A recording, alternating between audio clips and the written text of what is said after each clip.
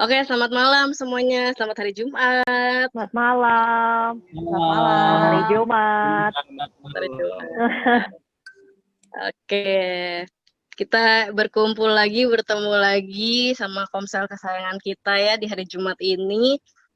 Nah, sebelum kita memulai Komsel hari ini, aku mau buka doa dulu yuk. Mari kita bersatu di dalam doa.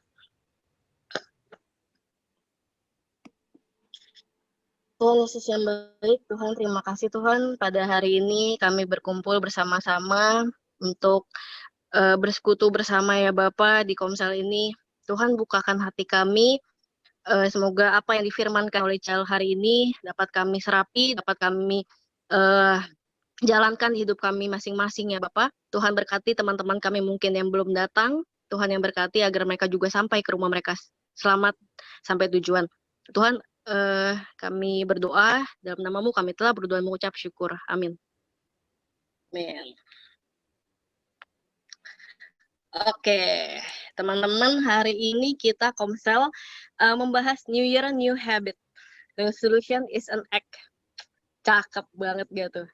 Nah, teman-teman, kadang-kadang tuh kita selama kita memasuki tahun baru, biasanya kita tuh punya keinginan masing-masing, kita pengen lebih ini, pengen lebih itu, pengen banyak lah lebihnya. Pastinya kita pengen lebih baik lagi dibanding tahun lalu.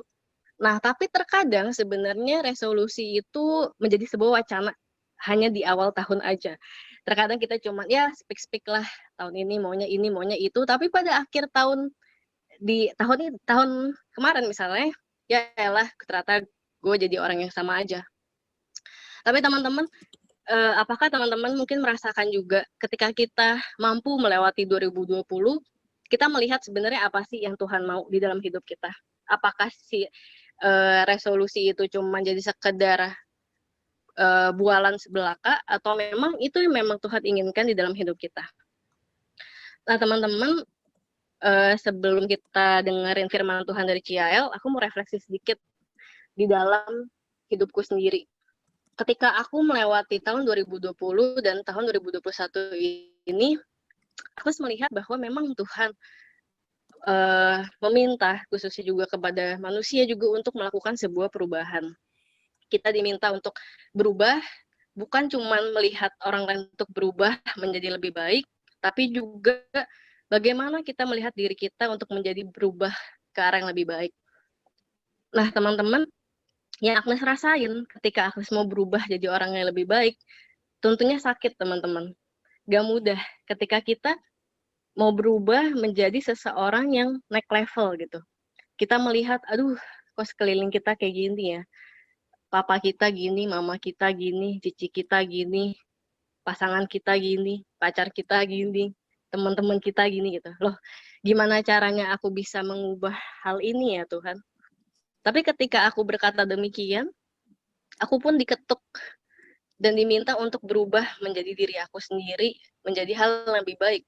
Dan ketika aku berubah jadi orang yang lebih baik, lingkungan pun demikian. Aku mendapatkan komunitas yang lebih baik, mendapatkan teman-teman yang lebih baik dan juga keluargaku juga jadi semakin baik. Nah, teman-teman, aku melihat perubahan itu seperti ketika kita mungkin tahu yang paling simpel adalah kepompong. Ulat kepompong jadi kupu-kupu. Ketika kepompong itu mau berubah jadi kupu-kupu, itu nggak mudah, teman-teman. Mereka tuh sakit loh, ngelotok-ngelotok kulitnya. Dan mereka pun, tapi ketika habis mereka ngelotok-ngelotok itu, mereka pun menjadi kupu-kupu yang indah. Begitu juga sama proses hidup kita. Mungkin sekarang proses hidup yang kita jalanin itu nggak enak, nggak mudah. Tapi dari sana kita dapat melihat penyertaan Tuhan yang nggak pernah habis. Kita ngelihat bahwa Tuhan memakai cara itu pun untuk dapat mengubah kita jadi seekor kupu-kupu yang indah. Nah, teman-teman, hal itu pun gak mudah kita lewatin kalau kita gak menghadirkan Roh Kudus di dalam hidup kita. Menghadirkan Tuhan Yesus itu sendiri di hidup kita. Ketika kita melihat dan mencoba melihat semua ini dengan kacamata Tuhan, kita akan melihat segala sesuatunya pun menjadi lebih baik. Teman-teman, seperti yang tadi aku bilang juga, menghadirkan Roh Kudus, menghadirkan. Bagaimana caranya? Nah, diperlukan sebuah ketaatan bagi teman-teman ketika teman-teman tuh mau melakukan hal yang baik di hidup teman-teman, perlu ketaatan. Dan tentunya hari ini kita akan belajar bagaimana kita menjadi sebuah Alkitab terbuka bagi teman-teman kita gitu loh. Ketika mungkin Agnes jalanin ini semua sendirian, nggak mudah. Tapi ketika sama-sama kita di satu komunitas ini, saling menguatkan satu sama lain, di sana kita bisa melihat bahwa Tuhan memakai banyak cara untuk dapat membuat kita pun lebih dekat sama Dia. Berat, pasti berat, tapi hari ini kita akan belajar teman-teman, bener-bener. Ciel udah ketawa-ketawa. Nanti kita akan belajar lebih dalam lagi sama Ciel, gimana kita bisa menghadirkan Roh Kudus itu sendiri di dalam diri kita dan menjadikan diri kita pun Alkitab yang terbuka. Teman-teman, mari kita buka hati kita, mari kita sambut Cici Ciel kita untuk membawakan firman pada malam hari ini. Silakan waktu dan tempat. Mari teman-teman kita berdoa. Tuhan Yesus, kami mengucap syukur Tuhan kalau pada hari ini kami masih ada kesempatan di tengah kesibukan kami beraktivitas dari pagi sampai malam hari ini. Tuhan masih memberikan kepada kami kesempatan untuk bisa bersama-sama berkumpul malam hari ini lewat media Zoom. Sebuah karunia dan anugerah yang Tuhan berikan kepada setiap kami. Kami masih bisa menikmati teknologi, masih bisa menikmati listrik, masih bisa menikmati sambungan internet yang mungkin begitu banyak saudara-saudara kami di seluruh Indonesia ini belum bisa menikmati kondisi-kondisi seperti kami. Kami bersyukur Tuhan, ini adalah kemurahan Tuhan, dan biarlah kami sungguh-sungguh menggunakannya dan melihat ini sebagai sebuah berkat Tuhan, sebagai sebuah anugerah di tengah pandemi sekalipun. Sehingga kami dapat melihat kebesaran-Mu setiap hari, walaupun mungkin hidup sedang tidak bersahabat dengan kami saat ini. Tuhan yang menolong kami, dan Tuhan juga yang akan menopang kami untuk membuat hidup kami di tahun 2021 ini menjadi hidup yang semakin memuliakan Tuhan. Bukan hanya kami bisa mencapai hal-hal yang kami inginkan, tapi kami bisa mencapai hal-hal yang Tuhan karyakan bagi kami. Dan inilah doa kami Tuhan, biarlah Roh Kudus-Mu yang menopang dan menolong kami, karena tanpa Roh Kudus-Mu, sesungguhnya segala perjuangan kami akan menjadi perjuangan yang sia-sia. Tapi bersama-Mu Tuhan, hal-hal yang kami anggap sepele, bahkan hal-hal yang kami anggap kecil sekalipun, ternyata bisa membawa hal yang sungguh baik, baik bagi diri kami maupun orang-orang di sekeliling kami. Kami mau dipakai oleh Tuhan. Sekecil apapun kami, begitu banyaknya kelemahan kami sekalipun, kalau ada Tuhan di dalam diri kami, maka kami bisa menjadi berkat. Dan kami mau jadi saluran berkat Tuhan. Tolonglah kami Tuhan, murnikan hati dan pikiran kami, selidiki kami, dan bertahtalah di dalam kehidupan kami. Dalam nama Tuhan Yesus Kristus, Tuhan dan penolong kami, juru selamat kami yang satu-satunya kami berdoa dan mengucap syukur. Haleluya. Amin. Oke. Nah, teman-teman, hari ini kita bicara soal resolusi. Kalau dari teman-teman sendiri, apa sih makna resolusi? Sebelum kita mungkin akan ngedalemin dan kita akan sharing, kita akan lebih banyak sharing mungkin hari ini, termasuk teman-teman juga nanti akan mengerjakan sedikit project. Kalau menurut teman-teman sendiri, apa sih yang disebut sebagai resolusi? Boleh nggak ada yang sharing dulu? Apa arti menurut KBBI enggak resolusi? Resolusi ada lewat KBBI di udah ada terjemahan bahasa Indonesia. Bukan begitu hari bukan begitu. Resolusi itu apa ya? Kita tahu aja biasanya resolusi bahasa kerennya gitu. Tapi apa ya resolusi? Mungkin jangan-jangan gara-gara kita nggak paham sebetulnya resolusi apa, jadi nggak pernah jadi kenyataan ya nggak sih? Gimana menurut teman-teman? Silakan. Kalau menurut KBBI, resolusi itu putusan atau bulatan pendapat berupa permintaan atau tuntutan pernyataan tertulis, biasanya berisi tuntutan tentang suatu hal. Kalau KBBI. Agak berat ya. Oke. Oke. Ya, Ya, berat. berat terus agak koang lagi. Jadinya nggak kedengeran jelas. Ya, Boleh boleh diulang. Hari koang, apa saya yang koang? Nah, Hari ya. hari. Oh, hari koang. Oke. mohon maaf, ya, saya kirimkan kembali. Oh, gila dikirim cuy. Ya, ini. Jadi resolusi Ya, adalah putusan atau kebulatan pendapat berupa permintaan atau tuntutan yang ditetapkan oleh rapat. Oh, yang ditetapkan oleh rapat, cuy. GKI banget. Gue baru nggak lu gini. Musyawarah sidang pernyataan tertulis biasanya berisi tuntutan tentang suatu hal, gitu ya. Nah, ini resolusi di dalam bahasa Indonesia. Kalau tadi saya sempat cari-cari, ada satu arti yang singkat tapi dalam nancelep gitu ya, adalah ketetapan hati, kebulatan hati, kebulatan pendapat, ini kebulatan hati untuk melakukan sesuatu. Nah, ini jadi hal yang menarik teman-teman, bahwa ketika kita mau melakukan sesuatu gitu ya, bukan sekedar kita itu membuat gue mau melakukan apa gitu kan, gue punya rencana A, B, C, D, E, F, G gitu ya. Tapi bagaimana kita membulatkan hati dalam arti kita betul-betul menyusun setiap langkah dan rencana supaya hal itu menjadi sesuatu yang nyata. Nah, saya sekalian mau share juga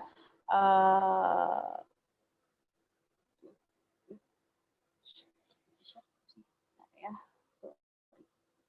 Oke.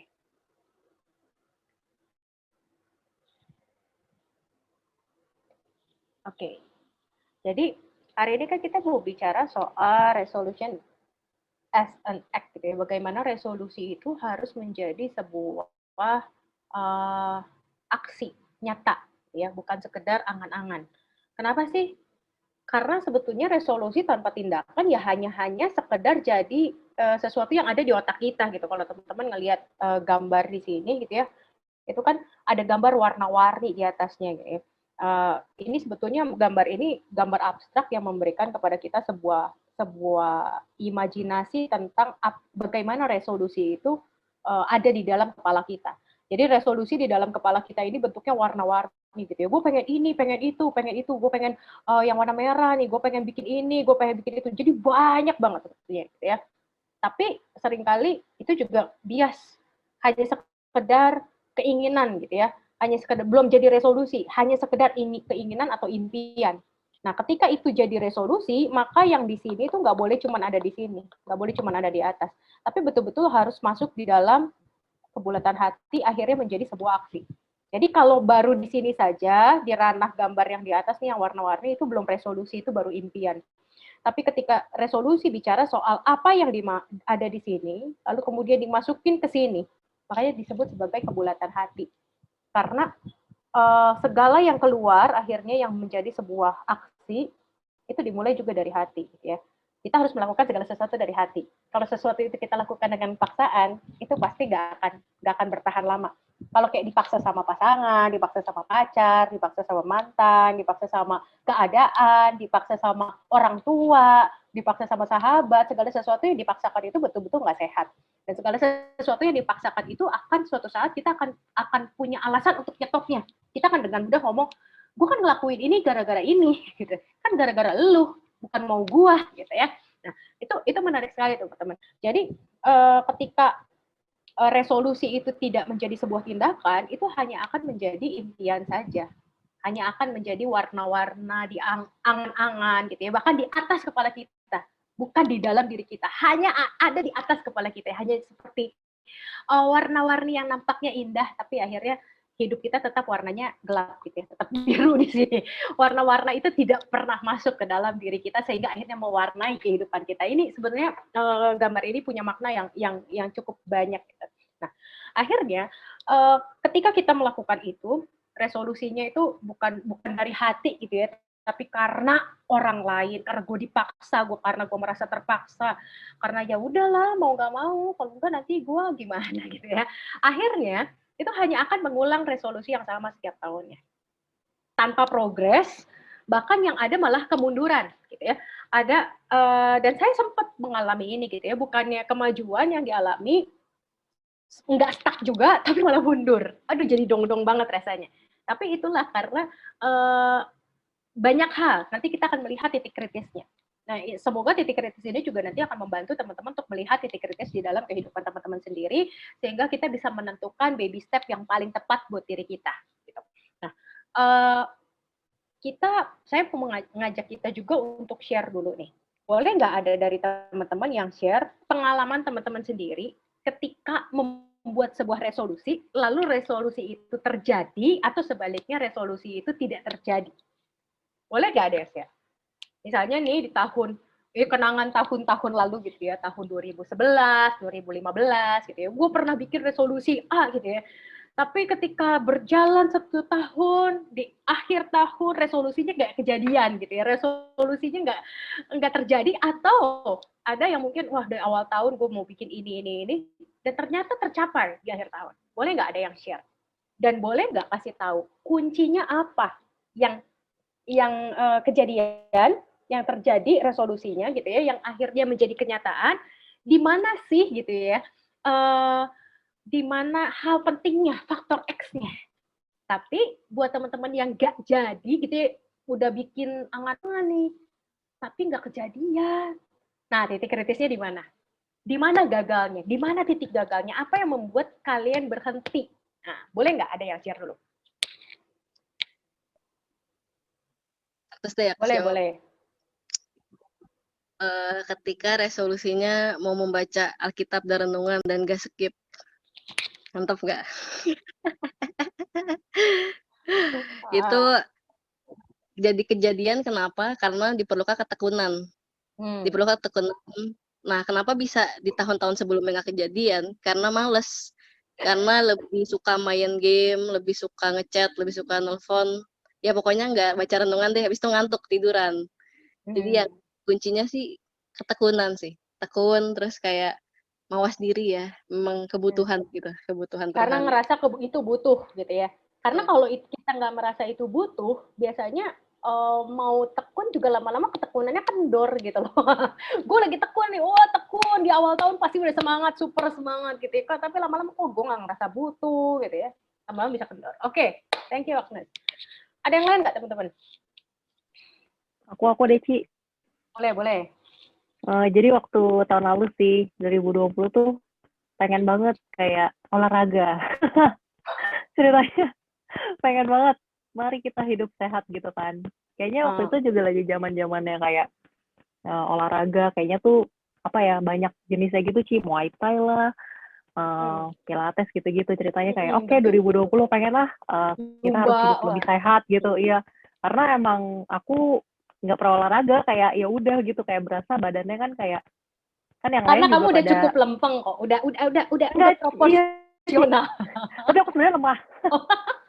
Kayak kalau lari dikit kayak atau nggak naik tangga gitu ya, misalnya berapa lantai, 3 lantai, kayak ngos-ngosannya tuh sampai kayak capek banget, kayak jompo banget gitu. Nah waktu itu 2020 tuh pengen banget gitu olahraga, mungkin kayak seminggu sekali lah, mari. Kalau enggak yang di rumah tuh, Ci, kayak beli mat sendiri, terus kayak nonton YouTube, jadi ngikutin dari YouTube gitu. Udah tuh akhirnya 2020 sempat cuman 3 minggu.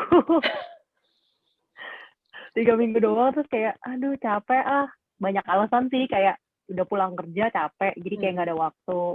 Ya cari-cari alasan aja sebenarnya bisa juga sih di weekend, tapi weekend enggak lah, pergi terus kayak nggak ada waktu gitu-gitu, Ci. Kayak emang kalau mau olahraga kan harus apa ya, emang niat bener-bener dari dalam gitu kan, harus Betul. diniatin dan komit gitu.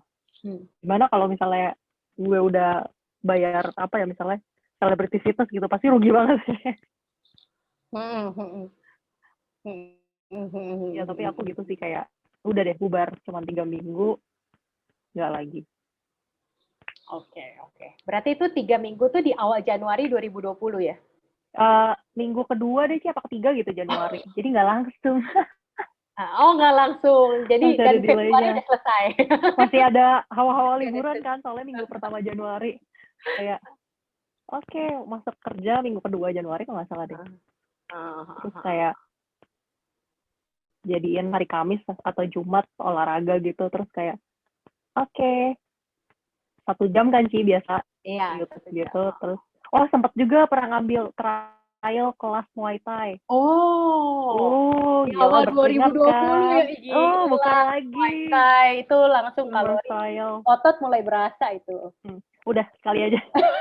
Soalnya sakit semua badan. Badannya sakit, iya. Iya. Kayak ya udahlah. Oh, tapi itu berarti sempat bayar dong untuk trial untuk Cuma ini. sekali sih tapi. Heeh. Oh, oke. Iya, terus kayak oke, minggu depan lagi ya Kak. Oh iya, siap, see you next week. Enggak. Harusnya bayarnya untuk 1 tahun. Jadi Kayak kalau kayak gitu lebih lebih komit ya. gitu kan, lebih komit. Gara-gara udah bayar. Iya, benar-benar. Dan itu salah satu triknya juga. Nanti kita dalami juga soal itu. Nah, ini Hari nih di chat. Pengen hidup lebih sehat dan semoga urusan kamu sudah kurus sih sebetulnya. Akhirnya mulai dilaksanain di bulan Maret biar gak cuma jadi bualan buat tugas UTS. Puji Tuhan teman-teman kasih barang-barang olahraga sebagai hadiah ulta, jadi makin semangat buat dilanjutkan sampai sekarang dan udah coba berbagai macam workout dari dance, workout, abs, workout, dan lain-lain based on YouTube. Turun lumayan tapi naik dikit lagi di tahun ini. Kuncinya kayaknya mau sehat dan konsisten biar punya roti sobek. Siap. Mau berapa sobekannya? Soalnya kan sobekannya katanya macam-macam, ada yang 6, ada yang 8, ada yang 10 gitu kan. Nah, oke, thank you Hari. Nah, ini mulainya dari tahun kapan nih Har? Mulai punya niatnya dari tahun berapa Har? Apa dari 2020 aja? Koang. Oke. Sip. Ya, kayaknya Hari 2020 ini baru mulai. Sip. Mantap Har, mantap. Nah, teman-teman, saya sendiri juga ngalamin gitu karena bicara soal tadi olahraga yang biasanya olahraganya tuh banyak, saya mulai melatih diri saya untuk berolahraga itu dari tahun 2018 karena ngerasa udah nggak sehat. Lalu kemudian kan waktu itu 2018 itu band itu baru 2 tahun. Dia jatuhnya tuh yang banyak masih minta digendong gitu ya. Dan waktu itu berat saya memang setelah melahirkan itu belum turun banyak. Jadi benar-benar yang masih kayak buntelan cucian. Itulah pokoknya. Nah, ketika pastori itu kan ada 2 lantai. Jadi saya tuh mau tidak mau tuh kalau misalnya dia udah ngantuk di bawah saya harus gendong. Gitu. Dia nggak mau digendong sama papahnya. Ketika digendong dan dia tuh beratnya udah iya tadi kayak Matthew ya, Jennifer kan sharing ya betapa beratnya anak cowok itu lebih cepat. Jadi ketika dia 2 tahun itu dia tuh yang udah sekitar 15-an kilo gitu. Jadi ketika saya bawa 15 kilo, ditambah lagi berat saya yang belum turun, itu kayak lutut tuh sakit banget gitu. Jadi saya bilang, waduh ini kacau nih kalau begini terus ya. Jadi akhirnya saya coba untuk olahraga, untuk awalnya memang untuk menurunkan berat badan, yang keduanya memang untuk sehat gitu. Karena dulu merasa tersiksa karena berat badannya. Lalu turunlah selama 2 tahun itu, saya turun sekitar 25 kilo. Nah, cuma masalahnya ketika pandemi, ada banyak hal yang berubah. Nanti kita melihat ini sebagai titik kritis ya, dan setiap kita punya titik kritis ini gitu. Ketika pandemi mau olahraga susah gitu kan ya. Kalau dulu tuh dari rumah ke gereja, dari pastori ke gereja tuh pasti bolak-balik jalan kaki gitu ya. Saya sudah mulai menghindari pakai motor, apalagi pakai mobil gitu. Untuk pelawatan saya suka jalan gitu, karena memang rumah juga dekat-dekat, andai kata agak jauh dikit tetap jalan gitu. Itu olahraga tuh kayak banyak. Sekarang pelawatan gak ada, kerjaan gua dari Zoom ke Zoom, dan Zoom tuh judulnya duduk gitu kan ya, 2 jam, 3 jam duduk gitu ya. Kalori berapa yang harus dimakan, belum dengan alasan supaya tetap sehat gitu ya, 4 sehat 5 sempurna tetap dimakan gitu ya. Belum tambah stres, karena kan pandemi ini kan juga menambah tekanan. Ya, tanpa sadar pandemi ini menambah tekanan sehingga akhirnya stres dan di tempat yang baru juga gitu. Beda mungkin ketika kalau misalnya saya masih di Kaving Polri gitu kan.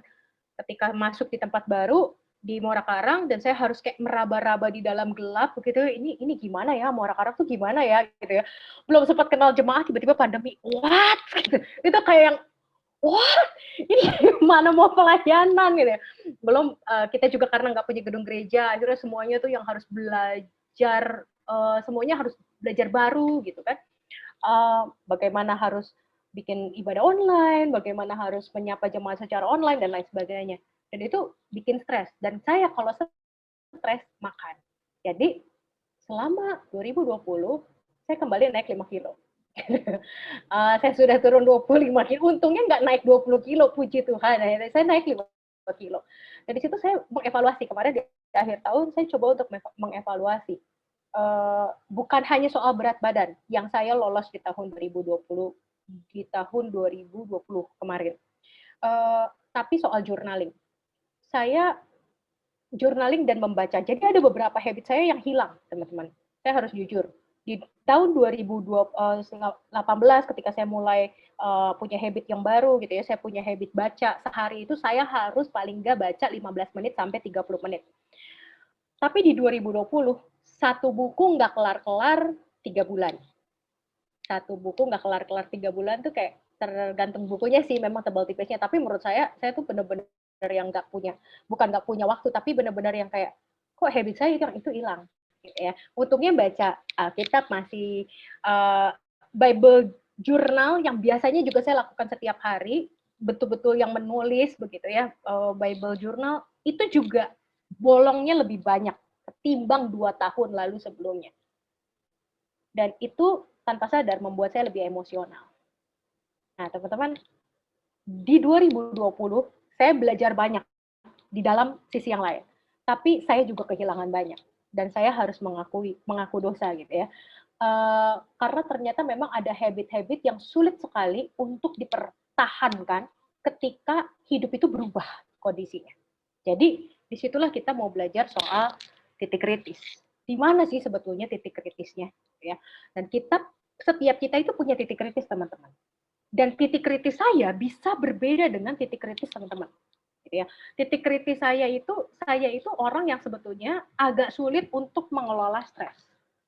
Ketika stres itu tadi bawaannya tuh pengen ke dapur gitu ya, ngelihat ada apa di kulkas gitu ya.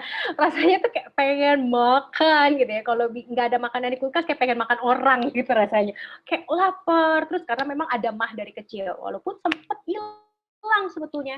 Ketika saya mulai teratur makannya itu jatuhnya hilang. Tapi di masa pandemi ini keteraturannya agak sedikit berubah. Karena kalau dulu misalnya jam 8 kita biasanya baru mulai gitu ya. Jam 7, jam 8 itu biasanya saya sudah makan, jam 7, jam 8 kita mulai acara, jam 10 pasti sudah balik lagi di rumah kecuali ada meeting yang cukup panjang gitu ya. Sekarang saya bisa sampai jam 12 masih meeting. Sampai jam 12:30 kita masih ngobrol gitu ya. Itu aja sudah mengurangi jam tidur gitu ya. Waktunya sudah berubah, habitnya sudah berubah. Dan ketika tidurnya lebih gitu ya, lebih lambat, lebih harusnya kan lebih cepat. Jadi lebih lambat, itu tanpa sadar kita sedang membuat tubuh kita kelaparan. Jadi memang pada dasarnya harusnya kita sudah tidur misalnya jam 10. Waktu itu Pamu juga sempat sharing kan soal ini ya. Jam 10 kalau bisa kita sudah tidur maksimal jam 11 gitu. Karena kalau enggak kita sedang membuat tubuh kita tuh lapar. Dan ketika misalnya udah kelar meeting gitu ya, abis meeting kan, kok gue lapar ya gitu ya. Abis cerita, abis sharing, kenapa laparnya kriuk-kriuknya jam 12:30? Bercanda nih perut gitu ya. Nggak mau makan, tapi nanti nggak bisa bubuk. Ya udahlah minum susu aja segelas gitu ya. Ya hal-hal yang seperti itu membuat akhirnya tubuh juga mengalami perubahan. Ya. Nah, titik kritisnya di mana? Ada hal-hal yang harus kita terima teman-teman sebagai fakta. Yang pertama adalah ketika kita mau bicara soal hidup, kita harus menerima bahwa perubahan itu selalu ada. Dan misteri hidup adalah sebuah kepastian dan selalu menjadi sebuah kepastian. Apakah tahun 2021 ini akan menjadi tahun yang lebih baik daripada 2020? Belum tentu. Ekspektasi sama realita belum tentu sama. Kita berharap di tahun 2021 ini vaksin sudah ada, gitu ya. Kita berharap segera vaksin itu didistribusikan, gitu ya, diberikan kepada masyarakat. Kita berharap bahwa kita bisa paling nggak mulai melakukan aktivitas kita secara normal lagi di tahun 2021 ini, paling enggak pertengahan tahun. Tapi baru awal tahun aja udah ada bencana. Angka COVID naiknya gak kira-kira. Dan sekarang tuh kayak makin ke lingkaran-lingkaran yang lebih kecil lagi. Saudara kita lah, tante kita, om kita, ponakan kita, oma opa kita gitu ya. Dan jemaat juga baik Muara Karang maupun Kafling Polri, karena saya masih komunikasi dengan Kafling Polri, itu banyak banget yang kena. Baik anak muda maupun yang sudah berusia lanjut. Kemarin terakhir saya dapat kabar Dr. Handoko, kalau teman-teman ingat di awal pandemi itu kan ada dokter yang dianggap sebagai pahlawan ya, Dr. Handoko. Dr. Handoko adalah simpatisan GKI Kafling Polri. Sebenarnya bukan simpatisan, dia anggota GKI Samanhudi, tapi yang memang tiap minggunya itu selalu ke Kafling Polri karena rumahnya di belakang gereja.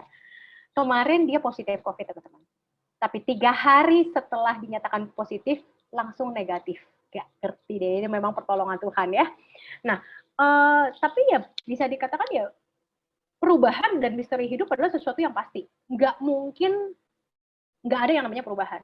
Nah, kita harus siap tuh. Bagaimana kita menyiapkan diri untuk sebuah perubahan kalau mindset kita tuh yang bakalan aman lah gitu ya. Kita selalu berpikirnya satu sisi bukan positif juga gitu, tapi kita nggak waspada. Kalau di dalam Alkitab kita diajarkan untuk waspada, teman-teman. Seperti ada 5 gadis bodoh, 5 gadis bijaksana. 5 gadis bodoh itu tidak membawa minyak, tapi 5 gadis yang bijaksana itu mereka membawa minyak.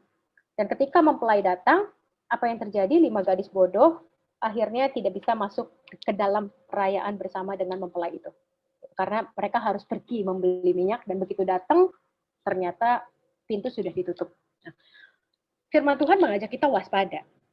Bukan berarti kita nggak negatif thinking, bukan berarti kita nggak boleh negatif thinking, memang negatif thinking nggak boleh. Tapi waspada itu penting. Waspada adalah ketika kita juga memperhitungkan, walaupun namanya perhitungan manusia dikaitin sama yang namanya misteri hidup, itu nggak akan pernah equal gitu ya, nggak akan pernah setara gitu. Karena misteri hidup itu cuma Tuhan yang tahu. Tapi paling nggak kita mencoba untuk memperhitungkan. Kalau misalnya ini terjadi, kira-kira apa dampaknya? Kita mulai belajar untuk berpikir panjang. Kita mulai belajar untuk planning dalam hidup kita. Karena segala sesuatu harus ada planning, teman-teman. Kalau kita nggak, ada orang bilang, ya udah kita mengalir aja, hidup itu harus dinikmati, mengalir saja. Ya kalau aliran itu membawa kita pada tempat yang benar. Kalau aliran itu membawa kita pada tempat yang salah, masa kita diam aja, gitu kan? Jadi kita juga harus melihat, kita harus punya kendali terhadap hidup. Jangan sampai hidup membuat kita tuh kayak mengalir kemana aja gitu. Di masa pandemi ini ya udah dapat berkat Tuhan ya syukur, nggak dapat ya udah nggak apa-apa, ya memang itu bentuk rasa syukur juga, tapi ya bukan seperti itu yang Tuhan inginkan ya.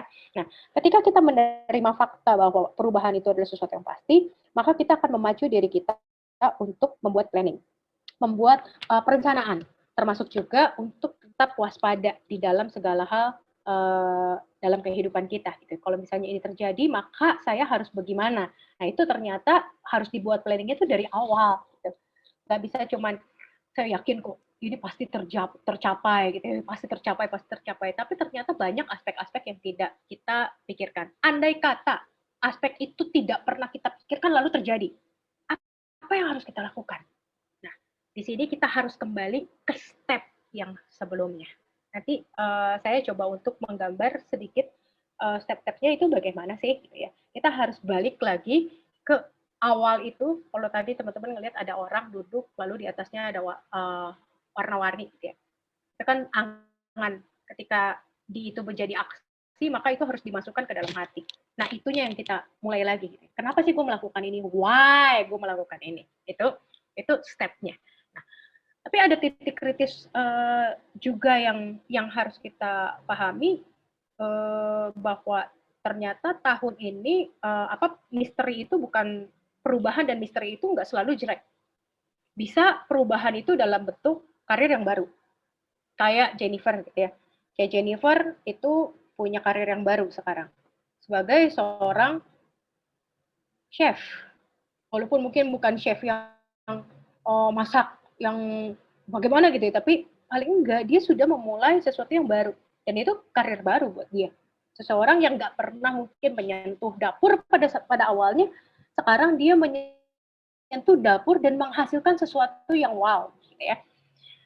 Tapi juga bisa seperti gambar yang di bawahnya, seperti saya di rumah ketika saya harus bekerja, pelayanan, menyiapkan bahan, ada bocah yang nemplok di tangan, begitu ya, itu bisa terjadi dan seringkali itu membuat saya juga merasa sangat lelah. Ketika kita harus ada di rumah terus, itu pasti kan membuat perubahan yang cukup besar, ya. Kebosanan melanda, ada yang namanya cabin fever, kita ngerasa akhirnya jadi malah stres di rumah. Rumah bukanlah tempat yang menyenangkan untuk kita berdiam 24 jam, ya. Dan itu kita sedang alami sekarang. Nah, yang kedua adalah menerima fakta bahwa sebagai manusia kita itu butuh yang namanya komunitas untuk tetap sehat. Nah, ini adalah titik kritis kedua kalau menurut saya. Kalau titik kritis pertama bahwa kita harus menerima hidup itu berubah. Nah, kalau sesuatu berubah harus ada yang nggak berubah. Yang nggak berubah itu, yaitu yang tadi kita pikirin, kenapa gue melakukan ini? Kenapa gue melakukan ini? Itu yang nggak boleh berubah. Gitu. Itunya yang harus kita pegang kuat. Nah, ketika kita menerima fakta bahwa sebagai manusia kita butuh komunitas yang sehat, maka kita harus menemukan di tengah pandemi sekalipun, komunitas-komunitas yang membuat kita bertumbuh. Bukan komunitas-komunitas yang membuat kita malahan berpikir secara negatif. Merasa sendiri, merasa terzolimi, merasa terhakimi, gitu ya. Karena komunitas inilah yang akan menolong kita untuk bisa mencapai apa yang kita inginkan dan harapkan. Caranya gimana? Share kita punya mimpi, share kita punya visi, share kita punya resolusi. Jadi resolusi itu jangan disimpan sendiri, teman-teman. Karena resolusi yang disimpan sendiri biasanya sekitar 80% itu tidak akan terjadi, gitu ya. Nyaris 80% tidak akan terjadi. Saya ingat banget ketika saya memulai tahun 2018 itu untuk hidup sehat. Saya mau nggak mau ajak suami saya. Nggak mungkin kalau misalnya saya ngurangin garam, suami saya nggak ngurangin garam. Karena saya nggak mungkin masak sempat untuk 2 orang gitu ya, 2 kali gitu ya. 2 masakan yang berbeda. Jadi mau nggak mau saya membuat komunitas yang baik buat saya, termasuk untuk band. Ketika dari tahun 2018 itu saya memutuskan untuk kayak masak segala sesuatunya sendiri. Sampai chicken nugget. Chicken nugget itu kan sebenarnya gampang banget gitu ya, dibeli di Superindo, di mana-mana tuh ada, di Indomaret aja ada, Alfamart gitu, dan itu bertebaran gitu. Tapi saya pikir kalau saya juga memberikan anak saya masak buat diri saya sendiri sehat. Tapi anak saya kasih yang garamnya banyak, micinnya banyak, pengawetnya banyak. Ini gue ibu gila apa enggak sih gitu kan ya. Nah jadi akhirnya itu menjadi komunitas saya.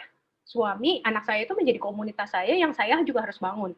Kalau saya sehat bukan hanya untuk diri saya sendiri, tapi saya harus membuat semuanya sehat gitu ya.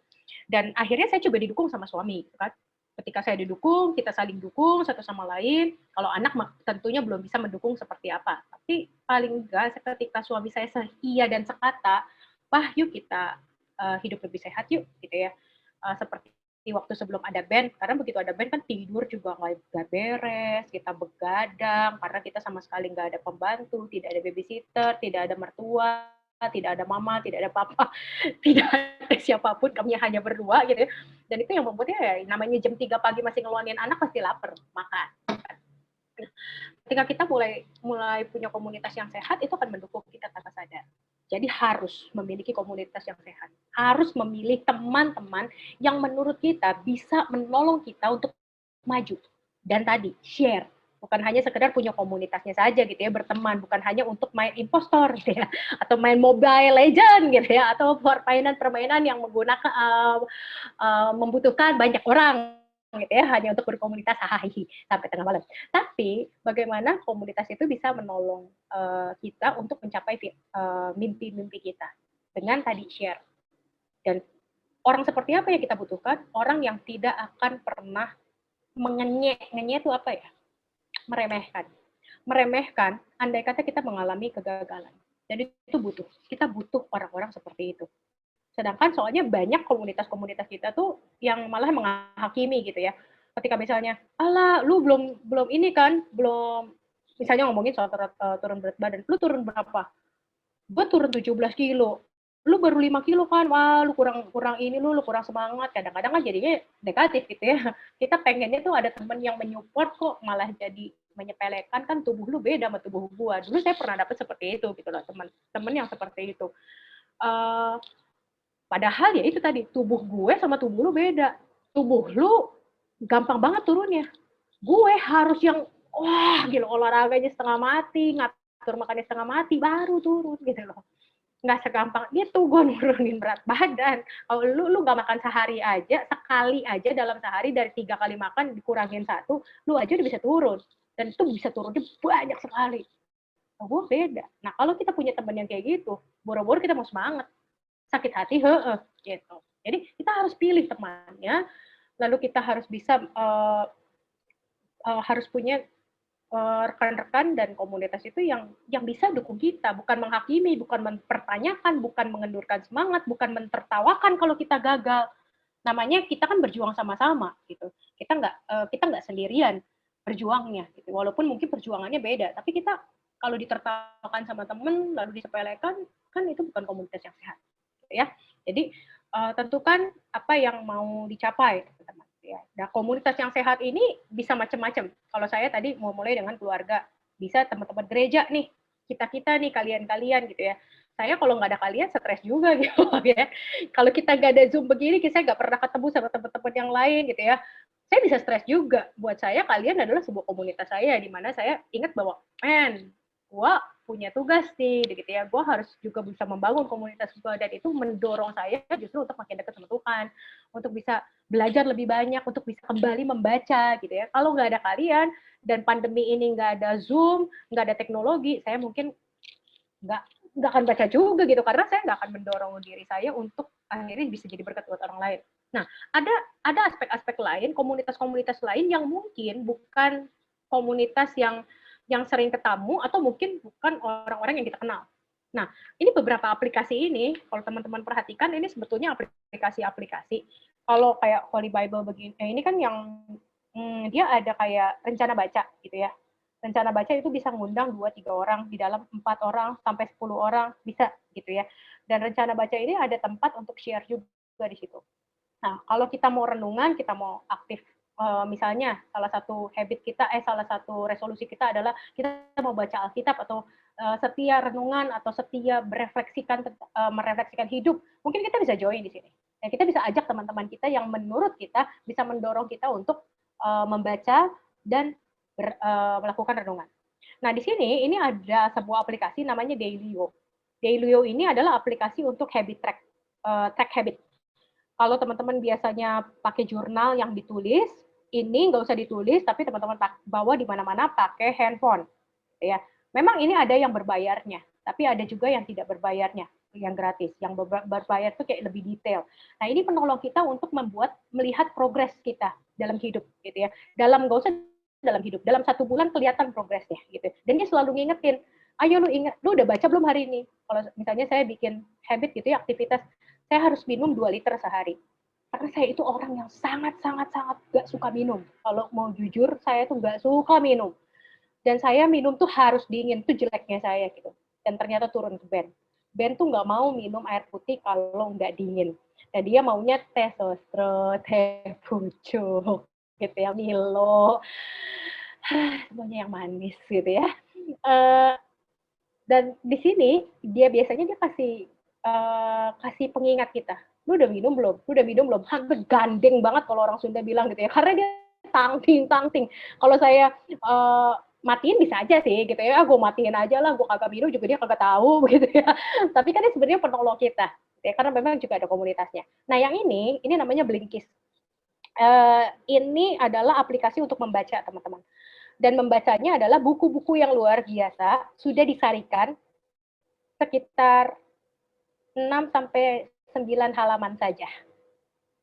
Singkat, dan itu bisa didengerin, karena dia bisa kayak dalam bentuk audio ataupun di dalam tulisan.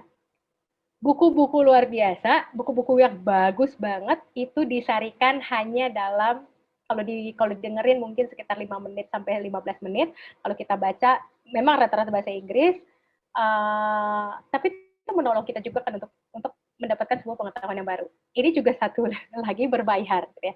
Kenapa saya memilih untuk berbayar? Karena kalau nggak dipakai tuh rasa rugi banget gitu ya. Ruginya tuh rugi gitu ya. Jadi akhirnya ini menolong saya juga, mendorong saya untuk membuat habit yang baru gitu ya, termasuk tadi membaca.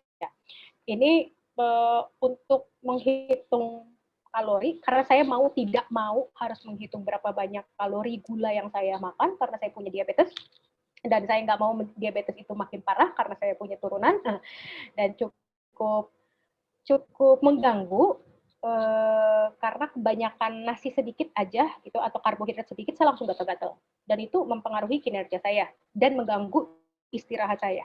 Dia baru gatal di atas jam 10 malam. Jadi ketika saya udah mau tidur, kalau saya kebanyakan makan karbo gitu siangnya, itu pasti gegaruk gitu ya, gatel banget. Jadi saya harus menghitung, ya ini adalah salah satu aplikasi yang saya pilih.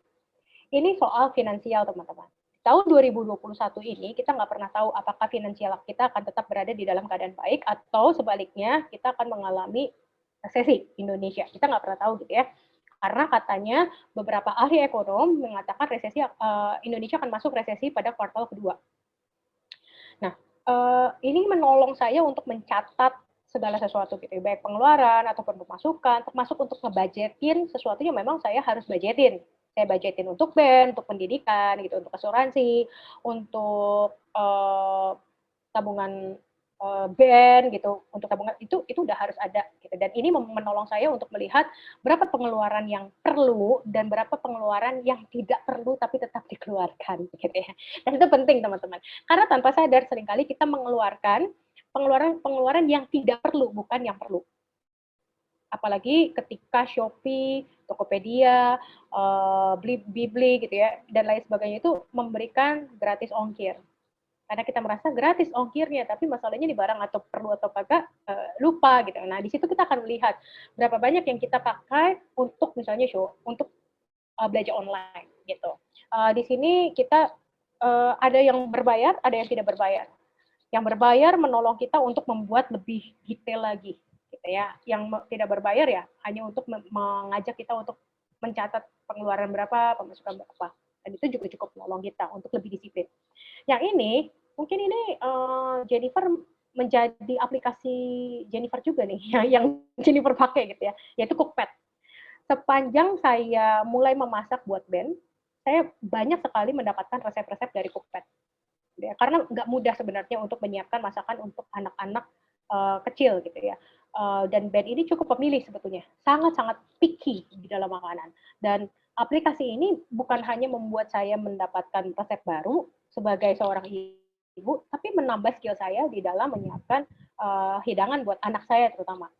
Kalau buat suami saya, dia lapar, gampang lah gitu ya. Telur kocok aja beres gitu kan. Tapi kalau anak dikasih telur tiap hari, sayur dan buahnya juga susah, itu kasihan. Dia bisa kekurangan mineral dan lain sebagainya. Akhirnya kan putar otak. Gimana caranya supaya dia bisa tetap makan sayur. Nah, itu mungkin nanti akan jadi pergumulan Vanessa. Anak cowok itu males banget makan sayur, ya kan? Banget ya. Nah, ini adalah salah satu contoh aplikasi yang menolong kita akhirnya bisa fokus sama hidup kita. Fokus sama apa yang kita inginkan. Fokus sama apa yang tujuan kita. Nah, tentunya saya nggak mau mengajak teman-teman harus punya semua. Gitu. Tapi teman-teman bisa memulai dengan memilih satu saja.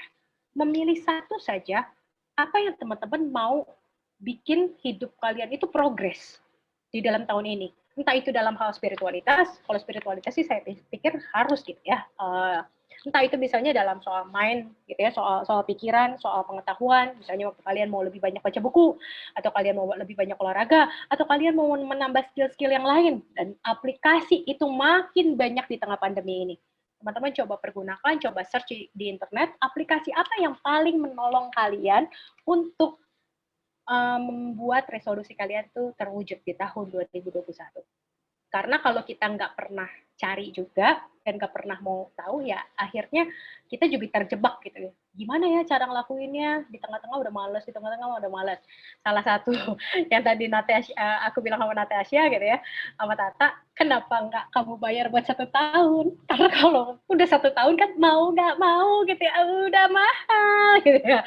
Di tengah pandemi lagi, aduh nggak bisa datang. Bersyukur juga sih kalau udah setahun nggak bisa datang kan juga PR gitu. Tapi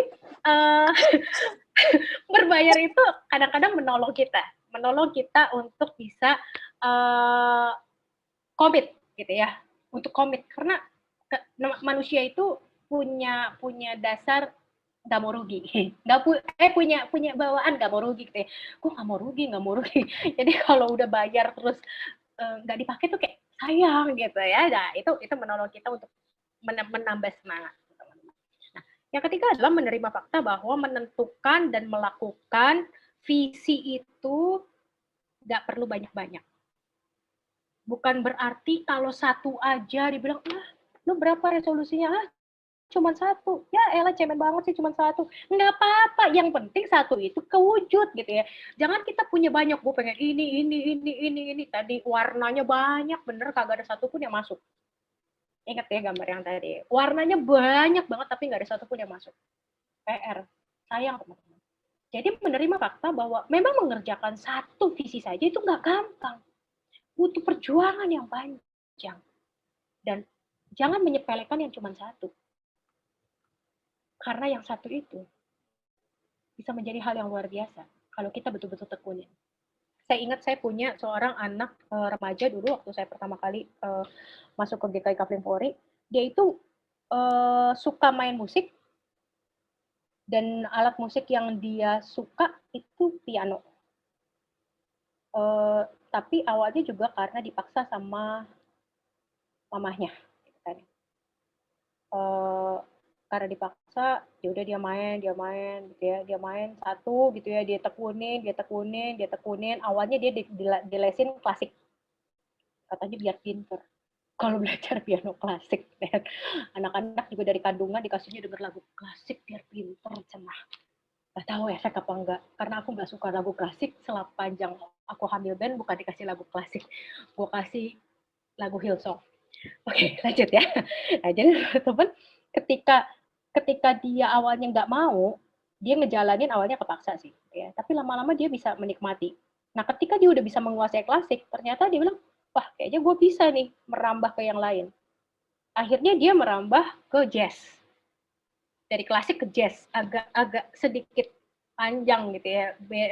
Tapi setelah dia menguasai jazz, dia makin sering pelayanan diminta gitu ya, pelayanan di teman-temannya yang ulang tahun, terus temannya yang punya kafe, lu main deh di kafe gua gitu ya, kafe-kafe kecil tapi ada live music kalau malam di hari Sabtu.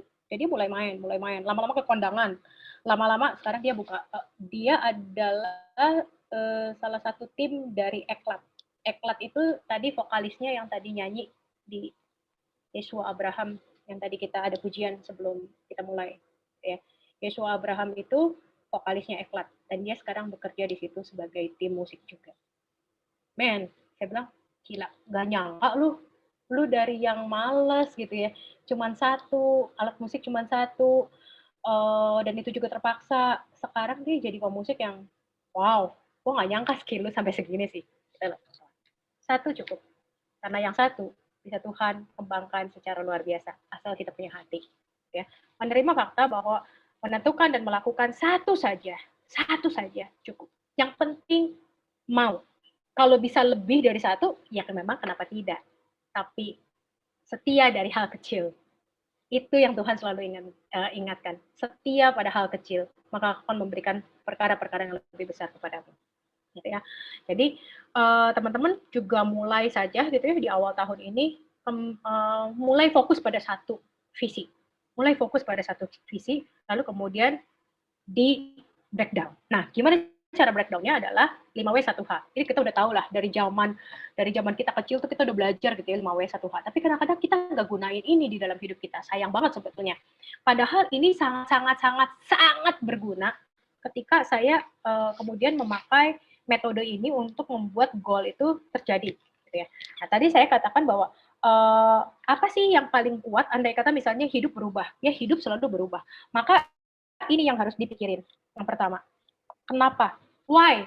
Why gue melakukan ini? Kenapa gue melakukan ini? Gue melakukan ini untuk siapa? Untuk apa? Untuk diri gue? Dampaknya apa ke gue? Atau untuk orang lain? Kenapa gue melakukan buat orang lain? Misalnya kalau saya mau sehat buat orang lain. Awalnya kan supaya saya tuh sehat buat band. Saya punya anak. Amit-amit kalau saya sakit. Kalau tiba-tiba usia saya pendek hanya gara-gara saya tidak bertanggung jawab terhadap apa yang masuk ke dalam tubuh saya. Anak saya bisa nggak punya ibu, gitu kan, di usianya yang masih sangat butuh ibu. Oke. Jadi awalnya band. Tapi akhirnya karena band terus gitu, gue lupa padahal kalau gue sehat kan yang enak gue gitu ya. Nah ketika itu akhirnya saya mulai membuat sebuah, saya biasanya menolong diri saya dengan journaling, apa dampaknya buat saya. Oh ternyata dampak ke sayanya juga kuat, bukan hanya ke band dan ke suami saya gitu ya. Dampak ke saya kuat, dampaknya besar. Karena ketika saya lebih sehat, saya nggak cepat ngantuk, nggak cepat capek. Lutut saya jelas udah kagak nggak sesakit dulu lagi gitu. Karena ini sebetulnya juga masih harus saya turunin gitu. Lalu saya punya kinerja, saya punya energi jauh lebih banyak daripada sebelumnya. Ternyata dampak buat saya besar. Dan ketika saya sekarang dalam tahun 2020 ini naik, saya bilang ya 5 kilo, saya mengingat kembali apa dampaknya buat saya kemarin. Oh ternyata dampaknya ini. Oke, berarti saya harus kembali ke titik itu. Bahwa saya mau punya hidup yang optimal. Saya mau punya tubuh yang optimal. Bukan berarti saya memaksakan, karena tubuh nggak bisa dimaksimalin. Kalau maksimal nanti sakit malahan gitu ya. Jadi tetap bekerja optimal, sehingga saya tetap bisa melayani di tengah pandemi sekalipun. Itu why-nya. Lalu, kapan mau mulai? Atau di mana kamu melakukan itu? Bagaimana caranya kamu melakukan itu? Kapan mau mulainya? When? Kapan mau mulainya? Lalu bersama dengan siapa? Tadi bicara soal komunitas, ya. Who? Itu bicara soal komunitas juga. Dengan siapa lo mau melakukannya? Jenisnya apa? Kan? Dan bagaimana kemudian? Nah, tentu ketika kita udah membuat 5W1H ini kan bentuk goals-nya gitu ya. Goals-nya ini nanti ada cabangnya nih. Teman-teman bisa bikin sendiri nanti di rumah masing-masing. Teman-teman cari kertas kosong, bikin satu goals aja kayak gambar ini gitu ya. Satu goals aja, tapi teman-teman bikin aspeknya, bikin titik kritisnya. Yang kembali bahwa titik kritis setiap teman-teman pasti beda. Karena saya tadi menemukan di dalam diri saya kenapa saya gagal di 2020, bicara soal baca saya kurang, Bible journal saya banyak bolong, berat saya naik, saya lebih cepat emosian, lebih cepat capek, lebih cepat nangis. Itu di 2020 gitu ya. Dan titik kritisnya tadi 3, bahwa saya nggak melihat bahwa hidup itu bisa berubah. Saya lupa bahwa hidup itu berubah, karena saya sudah cukup lama kan di Kavimpori dengan pola pelayanan yang demikian. Saya lupa di 2020 saya itu bukan lagi di Kavimpori dan kondisinya bukan lagi di Jelambar, gitu ya. Kondisinya juga tidak normal, ada pandemi gitu. Nah, saya benar-benar kelabakan dengan segala perubahan itu. Nah, lalu pas kesini saya belum punya komunitas seperti dulu. Puji Tuhan ya, Tuhan kasih saya komunitas. Satu sisi pandemi ini menolong saya punya komunitas di tengah remaja dan pemuda. Karena kita jauh lebih sering. Dulu yang namanya mabar kan tiap hari. Senin sampai Senin lagi gitu. Benar-benar tiap hari kita ketemu gitu. Karena kalau enggak, wah gila. Gue bingung banget asli. Asli gue bingung banget. Gimana ini? Di pandemi gue ngenal jemaat, mau nelponin, kagak pernah ngeliat muka, mau nyapa aja gue bingung. Ini umur berapa? Kemarin sempat salah lagi. Gue pikir masih muda gitu ya, paling enggak umur 30-an, 40-an. Ternyata anaknya udah pada gede cuy, gue salah manggil gitu kan ya. Anak ibu udah umur berapa? Anak saya udah kawin, saya udah punya cucu, mati gue pikir anak, karena nggak ditaruh fotonya gitu kan, iya namanya gue belum kenal kan PR, nah itu kadang-kadang bikin saya stres juga ya. Nah jadi teman-teman boleh tentukan apa juga hambatannya. Ini ada namanya hambatan untuk mencapai itu apa? obstacle-nya apa? Ketika kalian mulai start sampai kemudian kalian akhirnya mencapai sukses, gitu ya, mencapai goal-goal itu, apa hambatannya? Pelajari hambatannya. Kira-kira aja, nggak usah semua. Maksudnya nggak usah yang nggak bisa kita pikirin karena ya itu hidup berubah gitu. Tapi paling nggak kita ngadepin hambatannya apa? Misalnya hambatan itu bisa males, gitu kan ya? Hambatannya misalnya saya ini ya coba hambat misalnya gitu ya, sate. Ngomongin soal sate adalah saat teduh, bukan sate ayam ya. Sate kalau saya kenapa saya harus sate? Karena gue butuh Tuhan. Itu ngomongin soal butuh gitu ya. Lalu kemudian ketika itu yang jadi hambatan apa? Saat teduh, ngomongin obstacle ya. Yang jadi hambatan apa? Oh, waktu. Apalagi mood. Apalagi kalau lagi PMS atau mungkin lagi menstruasi gitu ya, badan sakit dan lain sebagainya, itu buat saya pengaruh gitu ya, karena memang masalah saya di hormon. Dan efeknya luar biasa. Ada beberapa perempuan yang ketika menstruasi tidak mengalami sakit gitu ya. Ya biasa aja gitu. Kalau saya sampai drop yang namanya tekanan darah itu bisa jongkok banget. Bisa 90/60 gitu. Jadi memang agak jongkok dan itu pusingnya luar biasa. Mood, belum males. Belum kalau ngomong capek. Capek, belum band. Mau pegang buku, mau megang saat teduh, mau nulis gitu ya, band tuh yang all the time, mama look, mama look, mama look, iya nama kamu look, mama gue, emang gue mama look gitu, tapi ya gitu, mama lihat, selalu begitu gitu. Dan saya menjadikan band alasan, dan itu salah, saya sadar itu salah, harusnya saya bangun lebih pagi dari dia, dan saya usahakan tidur setelah dia tidur. Karena bagaimanapun anak itu kan tidur lebih panjang pasti dari orang tuanya. Itu saya salah. Saya harus akui gitu ya. Saya menjadikan band sebagai alasan dia udah mulai gede nih banyak maunya. Padahal sebenarnya saya yang nggak bisa manage waktu dengan lebih baik gitu ya. Nah ini adalah ininya hambatannya gitu ya. Nah kalau ada hambatan ini, hambatan waktu. Waktu sebetulnya kalau ngomongin soal sate, waktu itu selalu 24 jam kan, nggak akan berubah. Gitu. Jadi teman-teman bukan harus menyisakan waktu. Kalau nyisain waktu, kayaknya nggak akan pernah kesisa. Maka dia harus disediakan. Bicara soal mood, bicara soal mood, mood itu bicara soal sukacita, gitu ya. Soal sukacita juga di dalamnya. Ketika kita bicara soal sukacita, maka justru dengan melakukan saat teduh, berarti kan saya connect sama Tuhan. Dan Tuhan itu adalah sumber sukacita. Kalau sekarang saya bilang, mood saya jelek nih. Mood saya jelek, salah saya, salah hormon saya, atau karena memang saya lagi nggak dekat sama Tuhan. Justru saat itu mendekatkan diri saya sama Tuhan, dan ketika saya mendekatkan diri sama Tuhan, mengingat kebaikan Tuhan, mengalami rasa syukur yang luar biasa, mood itu berubah. Dan itu yang saya alami. Kadang-kadang saya menjadikan mood itu tadi sebagai alasan. Mood gue lagi jelek deh, males ngomongin Tuhan. Ada kalanya di titik-titik seperti itu. Tapi suami saya suka ingetin, bukan Tuhan itu sumber sukacita lu. Kalau mood lu jelek, jangan-jangan karena lu gak nemplok sama Tuhan. Dah, busuk ya Pak ya. Busuk. Ketika gue kehilangan sukacita, itu berarti gue nggak dekat sama Tuhan, atau gue lagi nyimpen dosa, atau gue lagi bikin celah kecil sehingga iblis bisa masuk dalam hidup. Teman-teman, hati-hati, gitu ya. Ya hilang. Oke, tadi ada capek. Kalau capek berarti saya harus memanage waktu dengan lebih baik. Karena waktu itu kita yang punya. Gitu ya. Kalau memang tidak sanggup, lebih baik katakan tidak. Kalau memang sanggup, katakan ya. Kalau tidak sanggup, katakan tidak. Jangan, gue udah capek nih, tapi gue nggak enak. Apalagi kalau saya kan pendeta gitu ya. Ditelepon sama jemaat gitu ya. Ada yang mau curhat atau gimana. Tapi gue nggak enak kalau nggak. Tapi saya nggak dengerin, tapi sambil ngantuk atau sambil mules gitu ya. Nggak masuk juga kan, teman-teman. Akhirnya mungkin saya tidak akan bisa memberikan sesuatu masukan yang berguna. Karena saya juga nggak konsen, karena sudah terlalu lelah. Dampaknya buruk buat saya, buruk buat orang lain juga. Jadi kalau iya katakan ya, kalau tidak katakan tidak. Selebihnya berasal dari setan. Itu aja ya. Lalu malas gitu ya.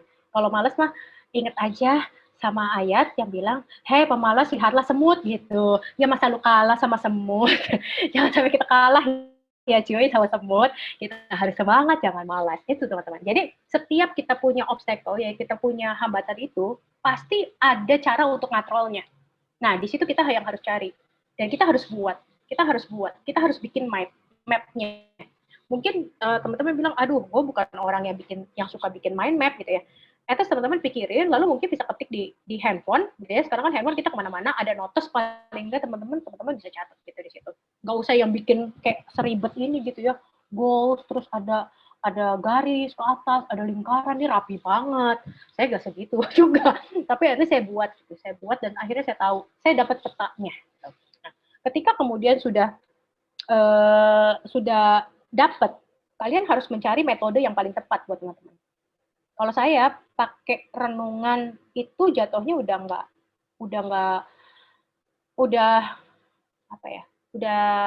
kayak bosan kali ya mungkin ya renungan, pakai renungan harian, yang dalam arti renungan harian gitu. Akhirnya saya mulai untuk bikin jurnal sendiri, dalam arti renungan sendiri. Saya membuat renungan sendiri dari bacaan Alkitab yang saya baca hari itu gitu ya. Saya membuat refleksi, jadi bukan baca dari refleksi orang, tapi saya membuat refleksi sendiri gitu.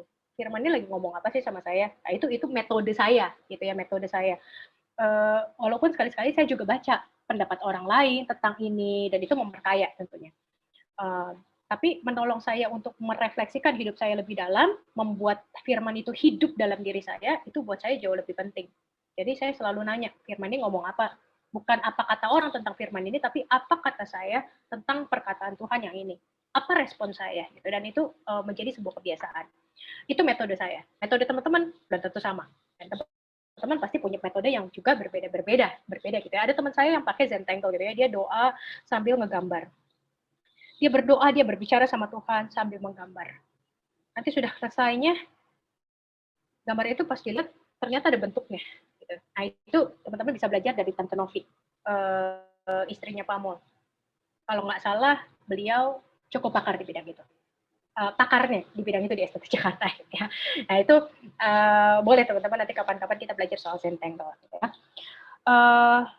Lalu tadi dengan siapa? Saya menggunakan aplikasi, tapi saya juga menggunakan suami saya karena kami mungkin dua-duanya sama-sama teologi.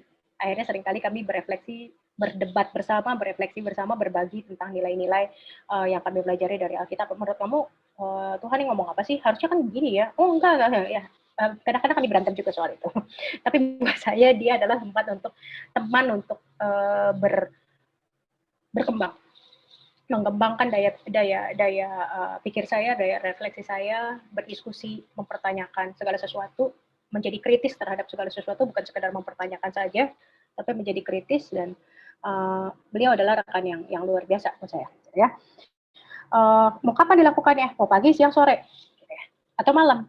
Kalau saya memang lebih suka malam. Pagi saya hektik dengan band yang mau sekolah, karena tiba-tiba kadang-kadang gurunya bilang, tolong siapkan origami, kayak tadi pagi tiba-tiba harus menyiapkan daun singkong, dan di duta buah depan tidak ada daun singkong, jadi saya pakai daun seledri. Pokoknya apapun yang daunnya berbentuk kayak rada jari gitu ya, saya setengah mati deh pokoknya.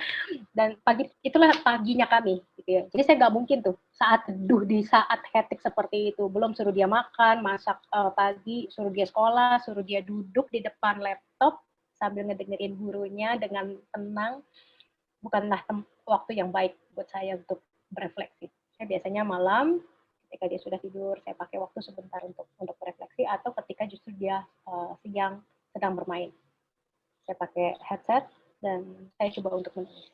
Ya, itu jadi kita harus pakai 5W1H itu menolong kita untuk justru membuat step-step kecil. Ketika kita sudah membuat step-step kecil, maka di-track. Harus di-track. Berapa banyak bolongnya hari ini? Berapa banyak bolongnya hari ini? Berapa banyak bolongnya bulan ini? Kita bisa pakai warna seperti ini. Dan ini buat saya menolong. Saya orang yang suka visual, karena memang basicnya saya suka gambar. Jadi yang saya lakukan adalah membuat habit track seperti ini. Lalu kemudian saya bisa lihat, oh ternyata dalam 1 minggu ini yang saya tidak kerjakan. Saya ngelihat dampaknya apa buat saya ketika saya tidak melakukan itu, gitu ya. Dan itu membuat akhirnya menjadi habit yang lebih sehat. Nah, teman-teman, ketika kita sudah melakukan itu semua, dampaknya apa buat kita? Dampaknya akhirnya kita tuh bisa milih dan bisa membuat hidup kita tuh lebih balance, teman-teman. Karena kita akan melihat mana yang sebetulnya kita butuhkan, mana yang bisa membuat kita tuh jadi mengupgrade diri kita, mana yang kita lakukan hanya karena untuk menyenangkan orang lain, mana yang kita lakukan untuk menyenangkan Tuhan, mana yang kita lakukan untuk membuat hidup kita itu menjadi lebih baik, mana yang kita lakukan untuk membuat kita itu makin hari itu makin punya makna. Ketika kita melakukan ini, tanpa sadar kita sedang memilah dan memilih dan membuat segala sesuatunya lebih seimbang. Dan ketika kita mengisi diri dengan hal yang positif, karena kalau dibilang teratur gitu ya, kita teratur melakukan sesuatu, teraturnya belum tentu positif kok teman-teman. Tidak semua yang disebut teratur itu positif. Karena teratur di dalam bahasa Indonesia itu netral, nggak negatif, nggak positif gitu ya. Nah kalau misalnya teraturnya adalah teratur makan KFC tiap hari, teratur juga kan. Atau teratur tidur jam 1 malam, tidur jam 4 pagi, teratur juga tiap hari tidur jam 4 pagi. Tapi sehat atau enggak, baik atau enggak. Jadi segala sesuatu yang teratur belum tentu benar. Maka yang harus kita lihat adalah teraturnya gue ini membuat gue jadi lebih apa? Teraturnya gue ini membuat gue jadi lebih sehat atau enggak? Di situ kita akhirnya memilah kan tanpa sadar dan memilih. Nah, ketika kita memasukkan diri dengan begitu banyak hal yang positif ketimbang yang negatif, tanpa sadar kita justru membuka diri kita menjadi Alkitab yang terbuka buat orang lain. Jadi menjadi Alkitab yang terbuka itu sebetulnya dilakukan tanpa sadar, teman-teman. Karena kita memang sudah memupuk itu menjadi bagian hidup kita. Bukan yang dengan susah payah juga maksudnya. Dalam arti susah payah. Wah, jadi kitab terbuka, harus jadi kitab konsentrasi untuk jadi kitab terbuka. Enggak gitu, teman-teman. Gitu ya.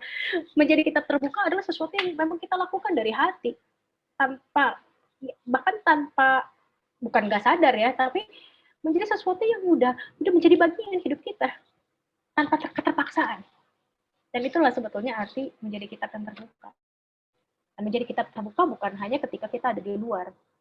Tapi dimanapun kita jadi kitab terbuka. Harusnya kan seperti itu. Banyak orang Kristen memilih untuk jadi kitab terbuka ketika dia di luar. Ketika dia di dalam, ya orang nggak usah ngelihat gue terbuka dong. Ya, orang nggak ada yang lihat kok. Gitu. Orang nggak ada yang lihat, buat apa gue harus peduli. Gitu kan. Tapi masalahnya kan justru kesetiaan dan komitmen kita itu kelihatan justru ketika orang nggak lihat. Ini teman-teman, lakukanlah segala sesuatu ketika tidak ada seorang pun melihat. Disitulah habit yang sejati dan habit yang baik kita pelihara. Semoga kita semua bisa menjalani tahun 2021 ini dengan habit-habit yang lebih sehat, bukan hanya sekedar teratur, tapi keteraturan itu sungguh-sungguh membangun kehidupan kita. Semangat teman-teman, dan Yesus memberkati. Hey, thank you ya untuk firman Tuhan hari ini. Mantap sekali teman-teman ya. Gimana nih? Ada yang mau menanggapi dulu kira-kira tadi kata dari Ciaya mungkin yang didapat di tahun 2020 ke 2021 ini atau yang baru mau dimulai juga, mungkin boleh teman-teman ada mau sharing duluan.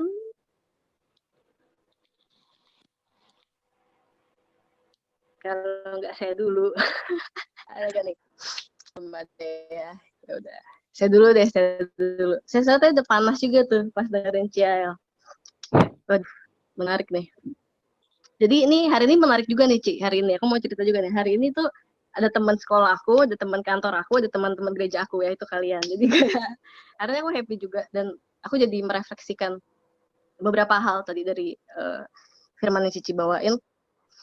Aku ingat banget ketika tahun 2020 awal pandemi banget, ketika lockdown segala macam, ada temen aku, dia juga di sini namanya Marcelin, dia temen aku pertama pas lockdown banget, kita tuh berduaan karena rumah kita tuh tinggalnya deketan, beda komplek doang. Jadi dia tuh yang menemani rutinitas aku, di mana aku waktu itu lagi hobi main bulu tangkis. Jadi awal tuh main bulu tangkis sama dia tuh seminggu 3 kali, 2 kali rutin kita olahraga, makanya turunlah 10 kilo. Nah, habis itu waktu itu juga aku di mana pengenalan aku juga sama Tuhan. Jadi ketika aku ngobrol sama dia, tanpa aku sadari aku menyisipkan firman Tuhan di tengah-tengah obrolan kita. Sampai kalau Marsli kalau mau ngomong mungkin dia bilang, sampai enek gue dengerin lu katanya. Enek gue dengerin lu. Khotbah mulu kata dia. Karena tanpa aku sadari ketika aku memasukkan kebutuhan ketuhanan itu di dalam hari-hari aku pun, aku jadi belajar banyak hal dan aku jadi ada trigger di mana aku pengen ngebagiin ini ke orang-orang lain. Dan aku ingat banget pas di awal pandemi juga aku lihat kira-kira hobi aku apa ya. Nah, terus waktu itu aku punya gitar, terus gitar itu senarnya putus waktu itu. Terus habis itu aku minta Marcelin, mari kita ini pasang senarnya gitu. Nah, pasang senarnya. Terus pas aku awal mau belajar main gitar, loh kok kayaknya susah banget nih main gitar. Nah, jadilah aku menginginkan kayaknya ukulele aja kali ya, gampang lebih mainnya gitu. Nah, akhirnya puji Tuhan kemarin Desember juga dapat ukulele kan, hadiah Natal. Terus habis itu aku coba mainin itu tiap malam, aku rutin, aku teratur, aku pokoknya harus latihan main. Ya, walaupun gak ada yang denger, buat diri aku sendiri aja, buat worshiping, buat nyanyi-nyanyi sendiri, nyanyi apa aja. Nah, kemarin nih, baru banget kemarin, gue tuh liat gitar, terus gue ngeliat, gitarnya sayang juga ya kalau nggak dipakai. Terus gue ambil lah tuh gitar, terus gue coba-coba kuncinya. Lah, kok nyampe di tangan gue yang kecil ini gitu. Kok ngejrengnya enak. Gak kayak pertama kali ngeluh, banget nih, susah nih segini. Dan gue merefleksikan, oh ini ya, mungkin kayak ketika lu udah setia dengan perkara kecil, ketika lu dapat perkara besar, lu akan lebih mampu ngelewatinnya. Gitu juga kayak di alat musik gitu. Ketika kecil-kecil gue mainin ukulele. Ternyata pas gue main gitar, jreng, kok enak bunyinya. Dan tapi bener banget kata Ciel ketika, iya aku tuh nggak pernah berpikir kayak gue harus mengabarkan Injil menjadi kitab terbuka di hari-hari gue. Enggak sih, tapi bener-bener aku nggak tahu sih ya, mukjizat Tuhan juga kali ya, mukjizat Tuhan memakai aku yang kayak gini gitu. Dan aku happy banget ketika aku menyisipkan cerita-cerita bahagia aku gitu loh. Cerita bahagia aku ketika aku mendapatkan pertanda dari Tuhan, mendapatkan banyak hal dari Tuhan, dan aku bisa sharingin ke teman-teman aku. Ketika aku lagi ngumpul bareng mereka, pasti aku bilang Tuhan itu baik, Tuhan itu kenapa, dan wow, kayak ya jadi merinding sendiri gitu ketika sekarang ngelihat teman-teman aku semua bisa kumpul di Komsel, menikmati sama-sama, mendengarkan firman Tuhan dengan indah gitu. Kayak aku mau bilang diri aku sekarang berhasil, enggak, aku belum berhasil, aku masih dalam proses, dan kalau dibilang ya masih seperempat jalan lah, umur masih 25, tapi aku happy ketika aku melihat teman-teman aku pun bahagia ketika menikmati kebahagiaan yang sukacita yang Tuhan kasih ke kita. Well, gila sih, maksudnya kayak aku happy. Dan iya, happy sih. Semangat teman-teman. Mungkin ada yang mau berbagi? Thank you, Nas. Ada yang mau sharing, teman-teman? Dari ukulele ke gitar ya, mari kita akan memilih Kaimara sekarang punya pemusik ya. baru,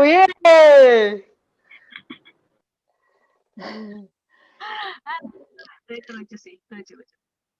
Menarik. Ayo, kaselin nih. Oke, teman-teman, kalau Ciael tadi cerita soal aplikasi-aplikasi gitu ya, aplikasi-aplikasi apa yang bisa digunakan untuk menunjang hidup kalian lebih teratur di tengah ketidakteraturan dunia ini sekarang gitu karena banyak godaannya. Ada satu aplikasi yang pernah aku tiba-tiba share ke Agnes juga gitu, soal itu bukan aku pakai sih, enggak. Jadi pokoknya di aplikasi itu suruh kita mencatat hal apa aja sih yang kita syukuri gitu. Nah, aku nggak pakai itu, cuma aku ngeliat modelnya segala macam itu gampang, dan betul kata Ciael kalau misalnya aplikasi itu sebetulnya udah dibuat semudah mungkin untuk membuat kita lebih lebih teratur. Mungkin tujuan dia bukan supaya kita kenal Tuhan lebih ya, tapi kalau kita adalah orang Kristen dan pemuda Kristen, ya tentunya kita akan mengaitkan itu semuanya sama Tuhan. Itu aplikasi tambahan. Jadi namanya apa aku lupa, nanti Agnes mungkin bisa kasih tahu sama teman-teman yang lain. Namanya apa yang pernah aku bagi itu. Nah, terus yang kedua, aku follow satu akun di Instagram namanya 30 hari bercerita, teman-teman.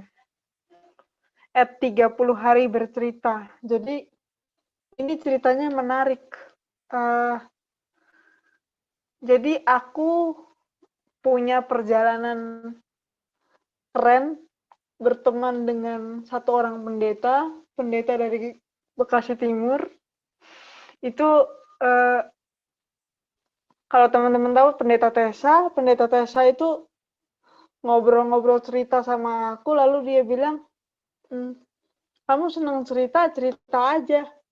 Ada akunnya tuh di Instagram yang membuat kayaknya ada tantangannya tuh. Gimana?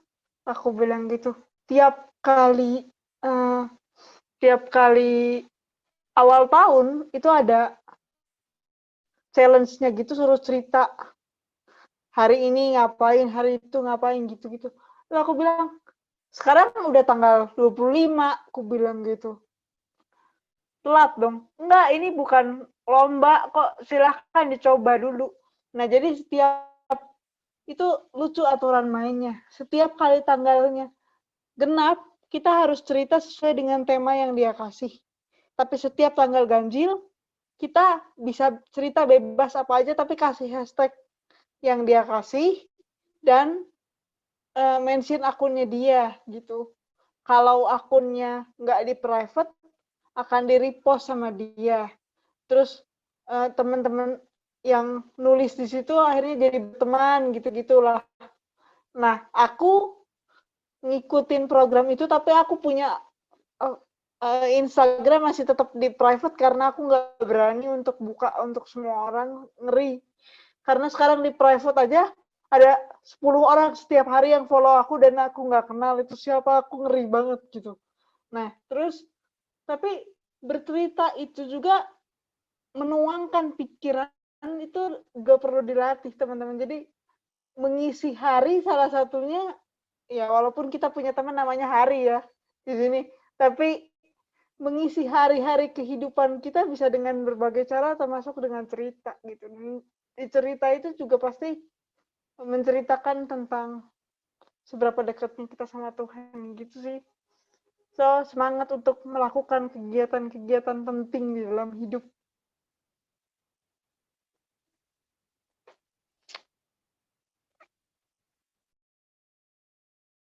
Thank you Kak Selin. Ya bener banget sih. Menanggapi Kak Selin juga. Kayak itu tadi aplikasi namanya Presently ya Kak ya. Padahal kamu nggak pakai ya Kak, tapi kamu terus terima kasih juga loh, menjadi sebuah penguatan juga, karena aku emang udah beberapa lama ini lupa journaling. Karena ya itu nggak ada waktunya. Terus kayak Kak Selin tiba-tiba kayak, "Mas download aplikasi ini deh, gampang banget." Itu bener-bener aplikasinya tuh diingetin, bener-bener kayak, Yeah. belum nulis hari ini, belum nulis hari Dia ini gitu. berisik, Kayak dia berisik banget emang. terus kalau iya kayak berisik-berisik, terus kayak kalau kita skip sehari, gue jadi ingat, oh ya kemarin gue belum nulis, gue nulis lagi gitu. Iya. Menarik sih, menarik. Itu aplikasi-aplikasi yang oke banget. Thank you Kak Selin. Bisa pas ya Kak Selin ya, hari ini ngomongin itu ya, Iya. habit baru ya. Habit baru. Thank you, Cie. Thank you semuanya. Thank you Sis. Mantap. Ada lagi mungkin teman-teman yang mau berbagi, nggak usah tentang apa ya, gini-gini banget gitu. Yang lain juga boleh. Mungkin teman-teman dalam segi olahraga mungkin mau sharing kan. Segi olahraga boleh loh. Gue salut banget sama Hari gitu. Maksudnya kadang-kadang kita misalnya lagi ngobrol atau apa gitu ya. Aduh, gue mau workout dulu gitu. Dia workout. Kakak Hari tuh mau pergi aja ke Hari, padahal udah janjian jam berapa dia masih workout dulu Ci. Gue salut gitu loh. Orang mah dia mau pergi nih buru-buru gitu. Ini enggak, workout tuh dia salut. Kalau gue sih lupa. Ini teman aku juga nih, si kakak Edelin Li Putri ini juga sama nih. Ngapain Ternyata ngapain malam-malam bisa workout, bener-bener kayak nggak boleh skip sih workout nggak tuh. boleh skip. Bener ya. Nggak boleh skip. Salut. Soalnya Roti sobek ya, Har. Salut sama Edelina sama Hari nih. Parah. soalnya kadang enak gitu. Jadi kayak abis workout tuh kayak ke-refresh gitu. Kayak udah capek kan. Terus workout. Terus kayak gimana ya, kayak enak aja gitu badannya. Kayak enteng ya, kayak enteng. Soalnya kayak saya kalau habis Iya. jalan gitu kayak, aduh enteng walaupun mungkin keringetan atau gimana, tapi kok enteng ya, kok napas lebih enak ya, kok kayak aliran darah tuh sampai ke otak gitu. Biasanya Iya, kok bener mantep sih. gitu, iya. Kayak apa? Tadi gue lupa gitu. Tapi kalau abis workout tuh kayak semuanya tuh ingatan keluar gitu. Mungkin oksigen lancar. Iya, plongci. Iya benar. Long. Benar. Boleh. Harus wajib workout kita. Ingetin ya. Gitu. Ada lagi mungkin yang lain yang mau berbagi, bukan dalam bidang apapun ini yang kita udah sebutin, mungkin ada lagi yang kita iya bener ini juga masuk resolusi loh, cuma kita suka lupa. Mungkin ada lagi apalagi saya olahraga kedekatan dengan Tuhan, apalagi kira-kira. Mungkin Cinadia kali, Cinadia. Mana Cinadia masih nggak? Cinadia.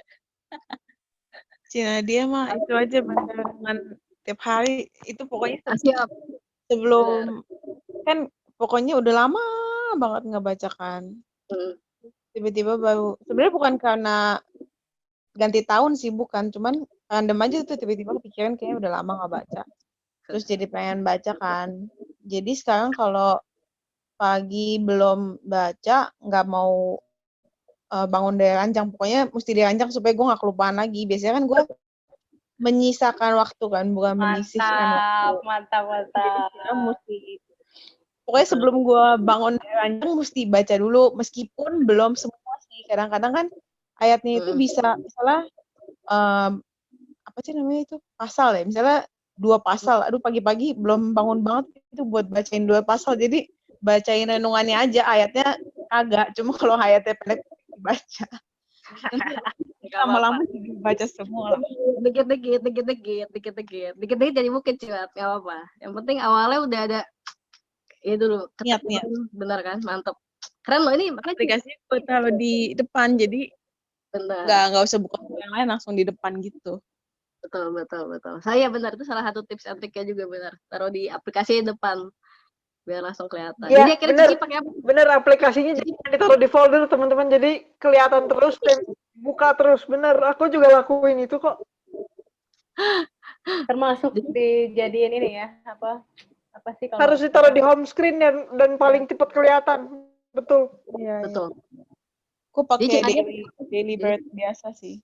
Daily bread. Soalnya begitu buka udah langsung ada kan. Kalau yang waktu itu disaranin tuh kayak banyak banget isinya. Sebenarnya yang gue cari itu cuman A gitu, tapi itu ada A sampai Z malah jadi pusing. Mendingan yang langsung ada aja. Jadi waktu itu aku bilang Cina dia download si Bible biar enak kan, apa misalkan tema-temanya segala macam. Tapi ya nggak apa-apa. Yang penting kita semua menerapkan firman Tuhan yang sama, betul. Rekan-rekan bener ya. Betul. Gimana? Thank you Cina sharingnya. Mungkin yang lain juga.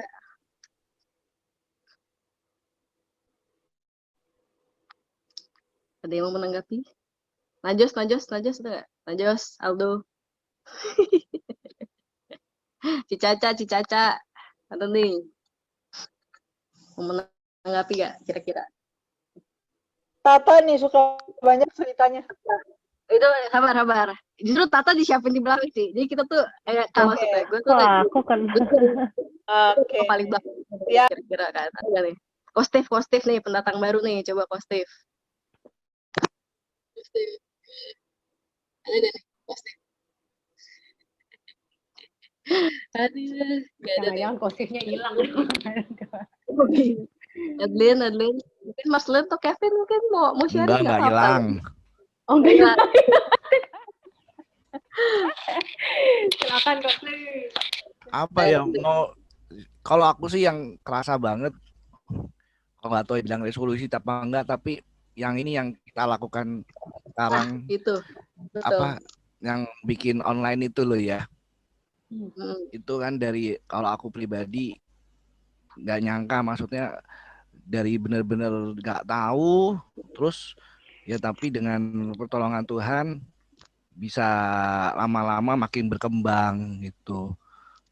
Itu ya nggak nyangka pertama kali yang dari Pak Mul itu untuk yang lansia kan cuma sekadar audio. Iya. Gila, keren. Terus tahu-tahu kepikiran aja bikinnya pertama kali ya masih jelek banget ya. Dia itu nggak tahu gimana kok tahu-tahu bisa ya. Berjalannya waktu tuh nggak kepikiran juga sih. Yang itu loh yang apa namanya yang kalau aku rasain sih itu. Jadi berkembang dan nggak nyangka kalau lah kok aku kok bisa gitu loh. Ya itu aja sih kalau yang bener yang berkesan ya itu karena terus jadi kayak aku sendiri juga saat itu kayak ada pengen punya komitmen gitu. Kok mau melayani di mana ya udahlah yang gampang aja mungkin yang untuk orang tua gitu. Itu aja sih kalau dari aku. Itu menolong banget loh. Nggak ada Koko, die. Jujur dah aja saya mah. Nggak ada Koko, kui itu nggak bakal ada. Karena susah banget, nggak mungkin kalau via WhatsApp. Thank you banget kok. Thank you banget. Mantap. Nah, Agnesnya koang. Nes? Agnesnya hilang ya? Agnesnya koang. Ganti nada. Ganti Tata berarti. Tata berarti dari Tata. Oke, mungkin Aduh. sebelum Tata karena sebentar lagi Om mau mengundurkan diri. Oh iya. Sudah waktunya istirahat. Benar, udah benar. Ada satu pernyataan penting yang selalu didengung-dengungkan di setiap persidangan majelis sinode pada waktu itu oleh almarhum Pendeta Kuntadi ya. Beliau selalu mengatakan berangkat dari spiritnya Mother Teresa. Do small thing with the great love. Ya. Melakukan sesuatu kecil sekalipun tapi mesti dengan cinta yang besar. Cinta yang besar itu mesti menjadi resolusi kita tiap tahun, tiap waktu. Apapun juga resolusi kita mesti ada cinta yang besar. Cinta yang besar itu bentuknya macam-macam. Cinta yang besar itu bentuknya begini. Orang punya komitmen yang kuat, sekalipun sadar hambatannya kuat juga. Nah, jadi tadi CL bercerita soal banyak hal, termasuk sumber-sumber, ada beberapa sumber ya yang bisa digunakan untuk membaca dan sebagainya. Sadar nggak dengan kendalanya? Berat banget, banyak kendalanya itu. Memang kita memasuki tahun ini ringan gitu? Enggak. Teman-teman, untuk proses menjalankan hidup seperti sekarang ini, itu tidak kecil risikonya, gede banget gitu ya. Berbagai tantangan tidak mudah. Tapi kalau kita punya the great love, itu yang membuat kemudian kita jadi punya spirit. Karena apa? Karena kata kuncinya pada love-nya itu. Ya, jadi kalau sekecil apapun sebenarnya, cinta yang kita punya, kasih yang kita punya, spirit yang kita punya, besar nilainya. Apalagi kalau kata Mother Teresa, the great love. Nah, itu kekuatan yang tidak bisa kita abaikan. Jadi sekarang ini kita berhadapan di depan, ada banyak resiko, ada banyak tantangan, ada banyak apalagi kendala ya. Kalau Om sih lebih senang dengan istilah tantangan sebenarnya. Risiko dan kendala itu kita jadikan tantangan supaya kalau orang mau melompat itu melihatnya bukan, wah tinggi banget ya pagernya, oh tinggi banget ya temboknya, tapi kita akan mengatakan, wih, kita ternyata bisa melampaui itu dengan berbagai cara gitu. Jadi kalau tantangan itu disikapi secara positif, maka di dalam appreciative inquiry kita belajar melihat sebuah nilai yang terbangun dari spirit yang kita punya. Nah, itu yang mesti kita terus bangun gitu. Kalau tidak, kita akan kehilangan nilai lagi, dan kalau kehilangan nilai lagi, memulainya tuh susah. Kayak tadi orang mau baca ya, setelah Nadia untungnya tiap waktu membaca gitu, itu kalau udah lama nggak baca gitu, mau bacanya lagi itu butuh effort yang sangat berat sekali. Tapi kalau sudah terus rutin gitu ya, kita baca tuh menjadi malah seperti, kok kayak belum sarapan ya, sekarang lapar banget gitu ya. Nah, itu. Walaupun betul kata Ciel, biarpun baca juga kalau udah malam udah harus di stop gitu. Jangan lapar terus, harus istirahat dan tidur. Sebab kalau tidak, kita akan kehilangan nilai juga. Jadi yang kita kerjakan itu bukan karena tuntutan, tapi karena spirit yang kita punya. Mungkin itu tambahan kecil. Sekaligus pamit ya, sorry. Harus tidur. Dadah. Selamat Thank you. istirahat, Pak. Thank you ya. Bye, thank you. Sampai jumpa. Thank you so much. Bye. Good Bye. night. Udah nih, Nah, semangat. Agnes sudah kembali. Tidak Internet, apa-apa. mohon maaf. It's okay, sister. Oke. Ini coba nih, ini sekarang 3 terakhir nih. Theo, Ya Tata, Allah. ini biasa sedep nih. Teo Sedep. Tata sama siapa? Teo Tata sama siapa? Theo, Tata Jennifer nih, biasa sedep Oh, nih. TTJ. Ya, oke. Ayo nih, gimana guys? Kalian nanggepin deh. Nanggepinnya bener sih kata Omo, harus dari hati. Untuk menyanggupi sebuah resolusi itu nggak bisa kayak, misalnya nih cuma mau olahraga, tapi kayak, misalnya kan ada tuh suka ada orang-orang yang, ini contoh kasus ya, misalnya ada orang yang terjebak dalam toxic relationship, terus cowoknya tuh minta kayak, kamu kok agak gendutan ya, kamu kurusin dong, terus jadi kayak resolusinya tuh, oke, aku mau kurusan, aku mau makan ini, diet ini, tapi untuk dia gitu, bukan buat dirinya sendiri. Itu sebenarnya kayak salah deh, resolusi yang salah menurut gue. Dan ketika itu dijalanin dari dalam kita sendiri dan niatnya emang bener-bener emang ya buat self love gitu, itu bakal terwujud sih sebenarnya. Tapi bener susah, kata Cia, bener akan ada sangat banyak tantangan yang dihadapi kalau misalnya mau merealisasikan sebuah resolusi.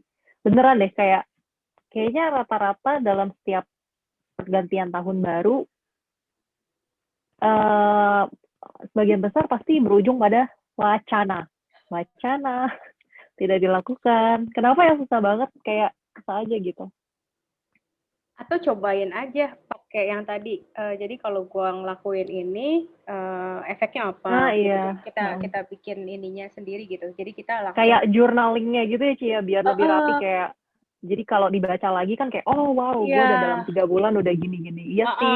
kelihatan progresnya, supaya Benar. kelihatan progres gitu. Jadi misalnya sebulan pertama gue mulainya dari A gitu. Kalau saya kadang-kadang bikin mind map-nya tuh kayak, kalau gue nggak melakukan ini, dampaknya apa gitu.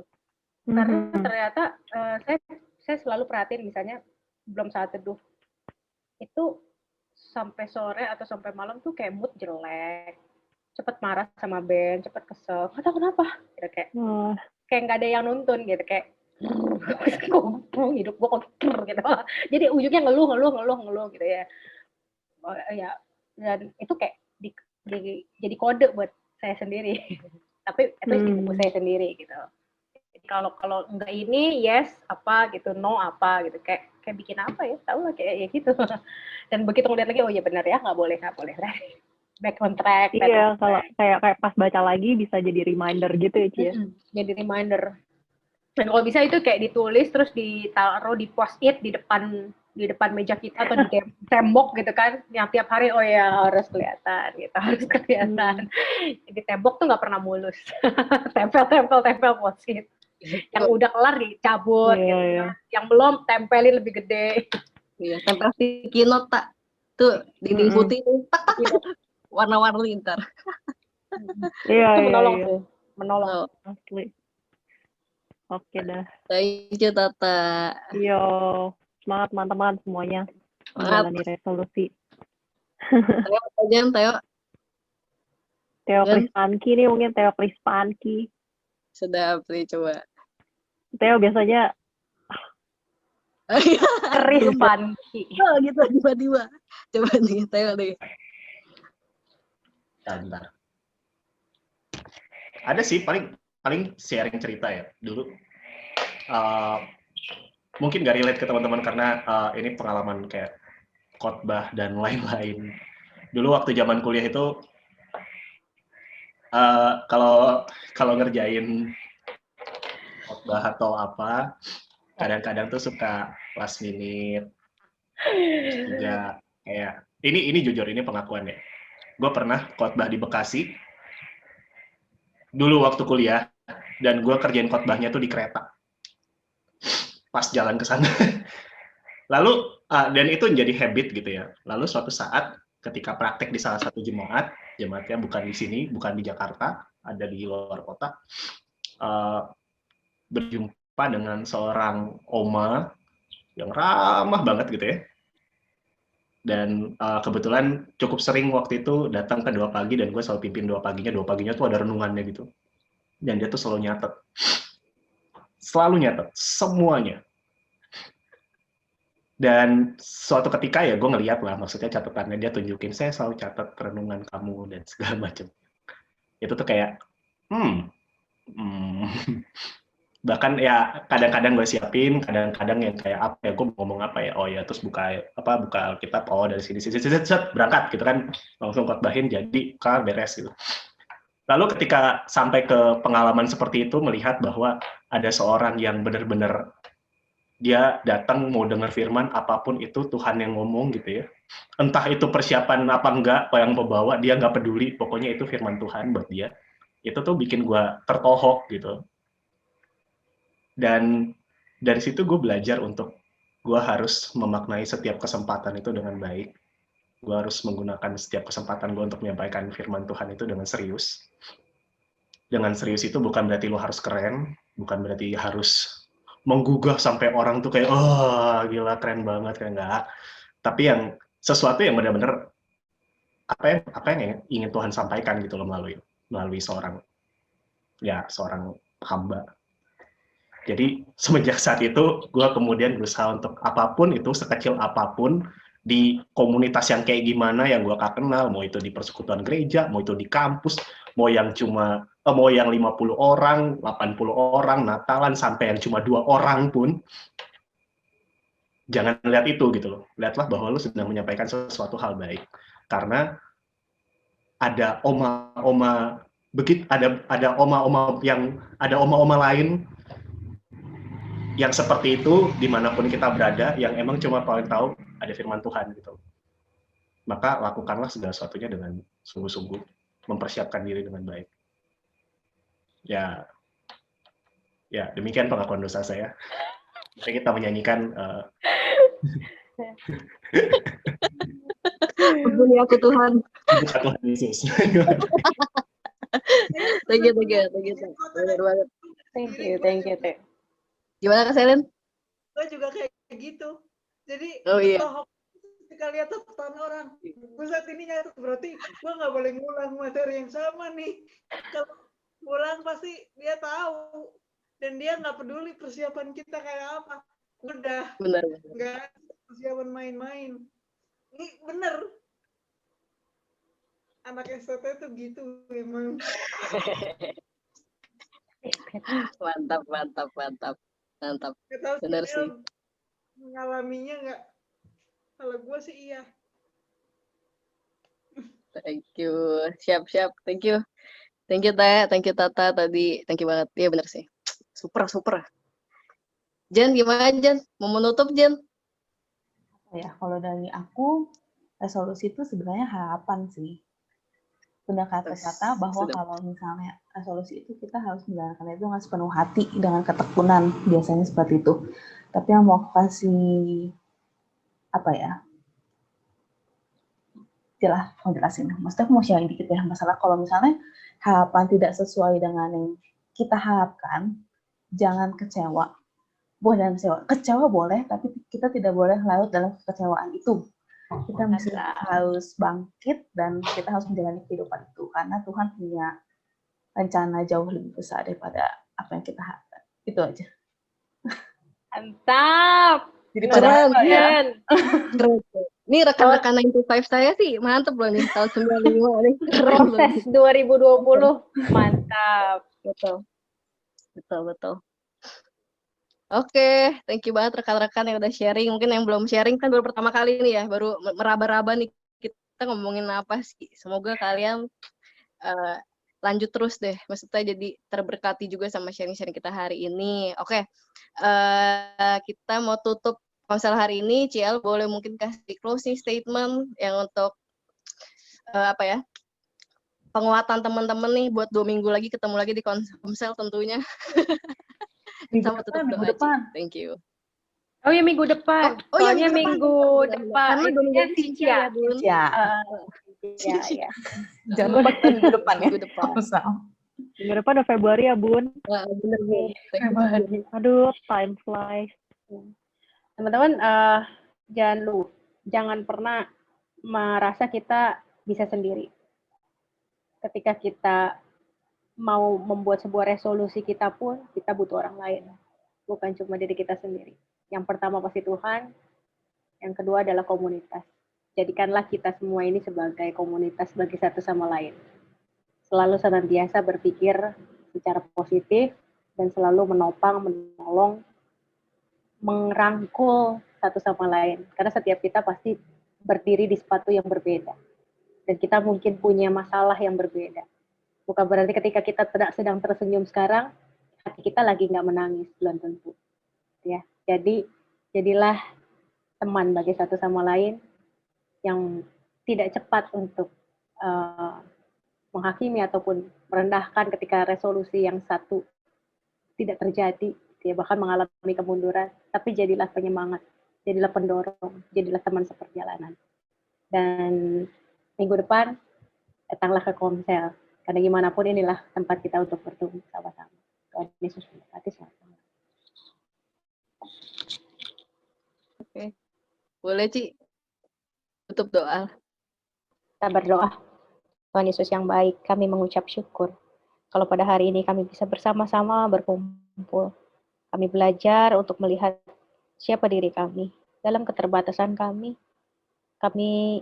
dipakai Tuhan untuk menciptakan kehidupan yang lebih baik. Karena Tuhan sudah memberikan segala sesuatunya untuk kami. Tuhan berikan kami kreativitas, Tuhan berikan kami kesehatan, Tuhan berikan kepada kami akal budi. Tuhan memberikan kami kebebasan untuk memilih bagaimana kami menjalankan hidup. Tentu adalah sebuah anugerah. Kami mau memilih apa yang baik menurut Tuhan, apa yang benar menurut Tuhan, apa yang membangun menurut Tuhan. Mampukan kami untuk menjalani tahun 2021 dengan habit yang baru, dengan fokus pada satu tujuan, yaitu menjadikan diri kami menjadi pribadi yang menyenangkan Tuhan. Tolong kami Tuhan. Kami mau mulai dari hal-hal yang sederhana, hal-hal kecil. Kami percaya Tuhan yang akan menolong kami untuk senantiasa tekun. Sehingga suatu saat nanti Tuhan yang akan mengangkat kami. Dalam nama-Mu, kami bersyukur. Amin. Amin.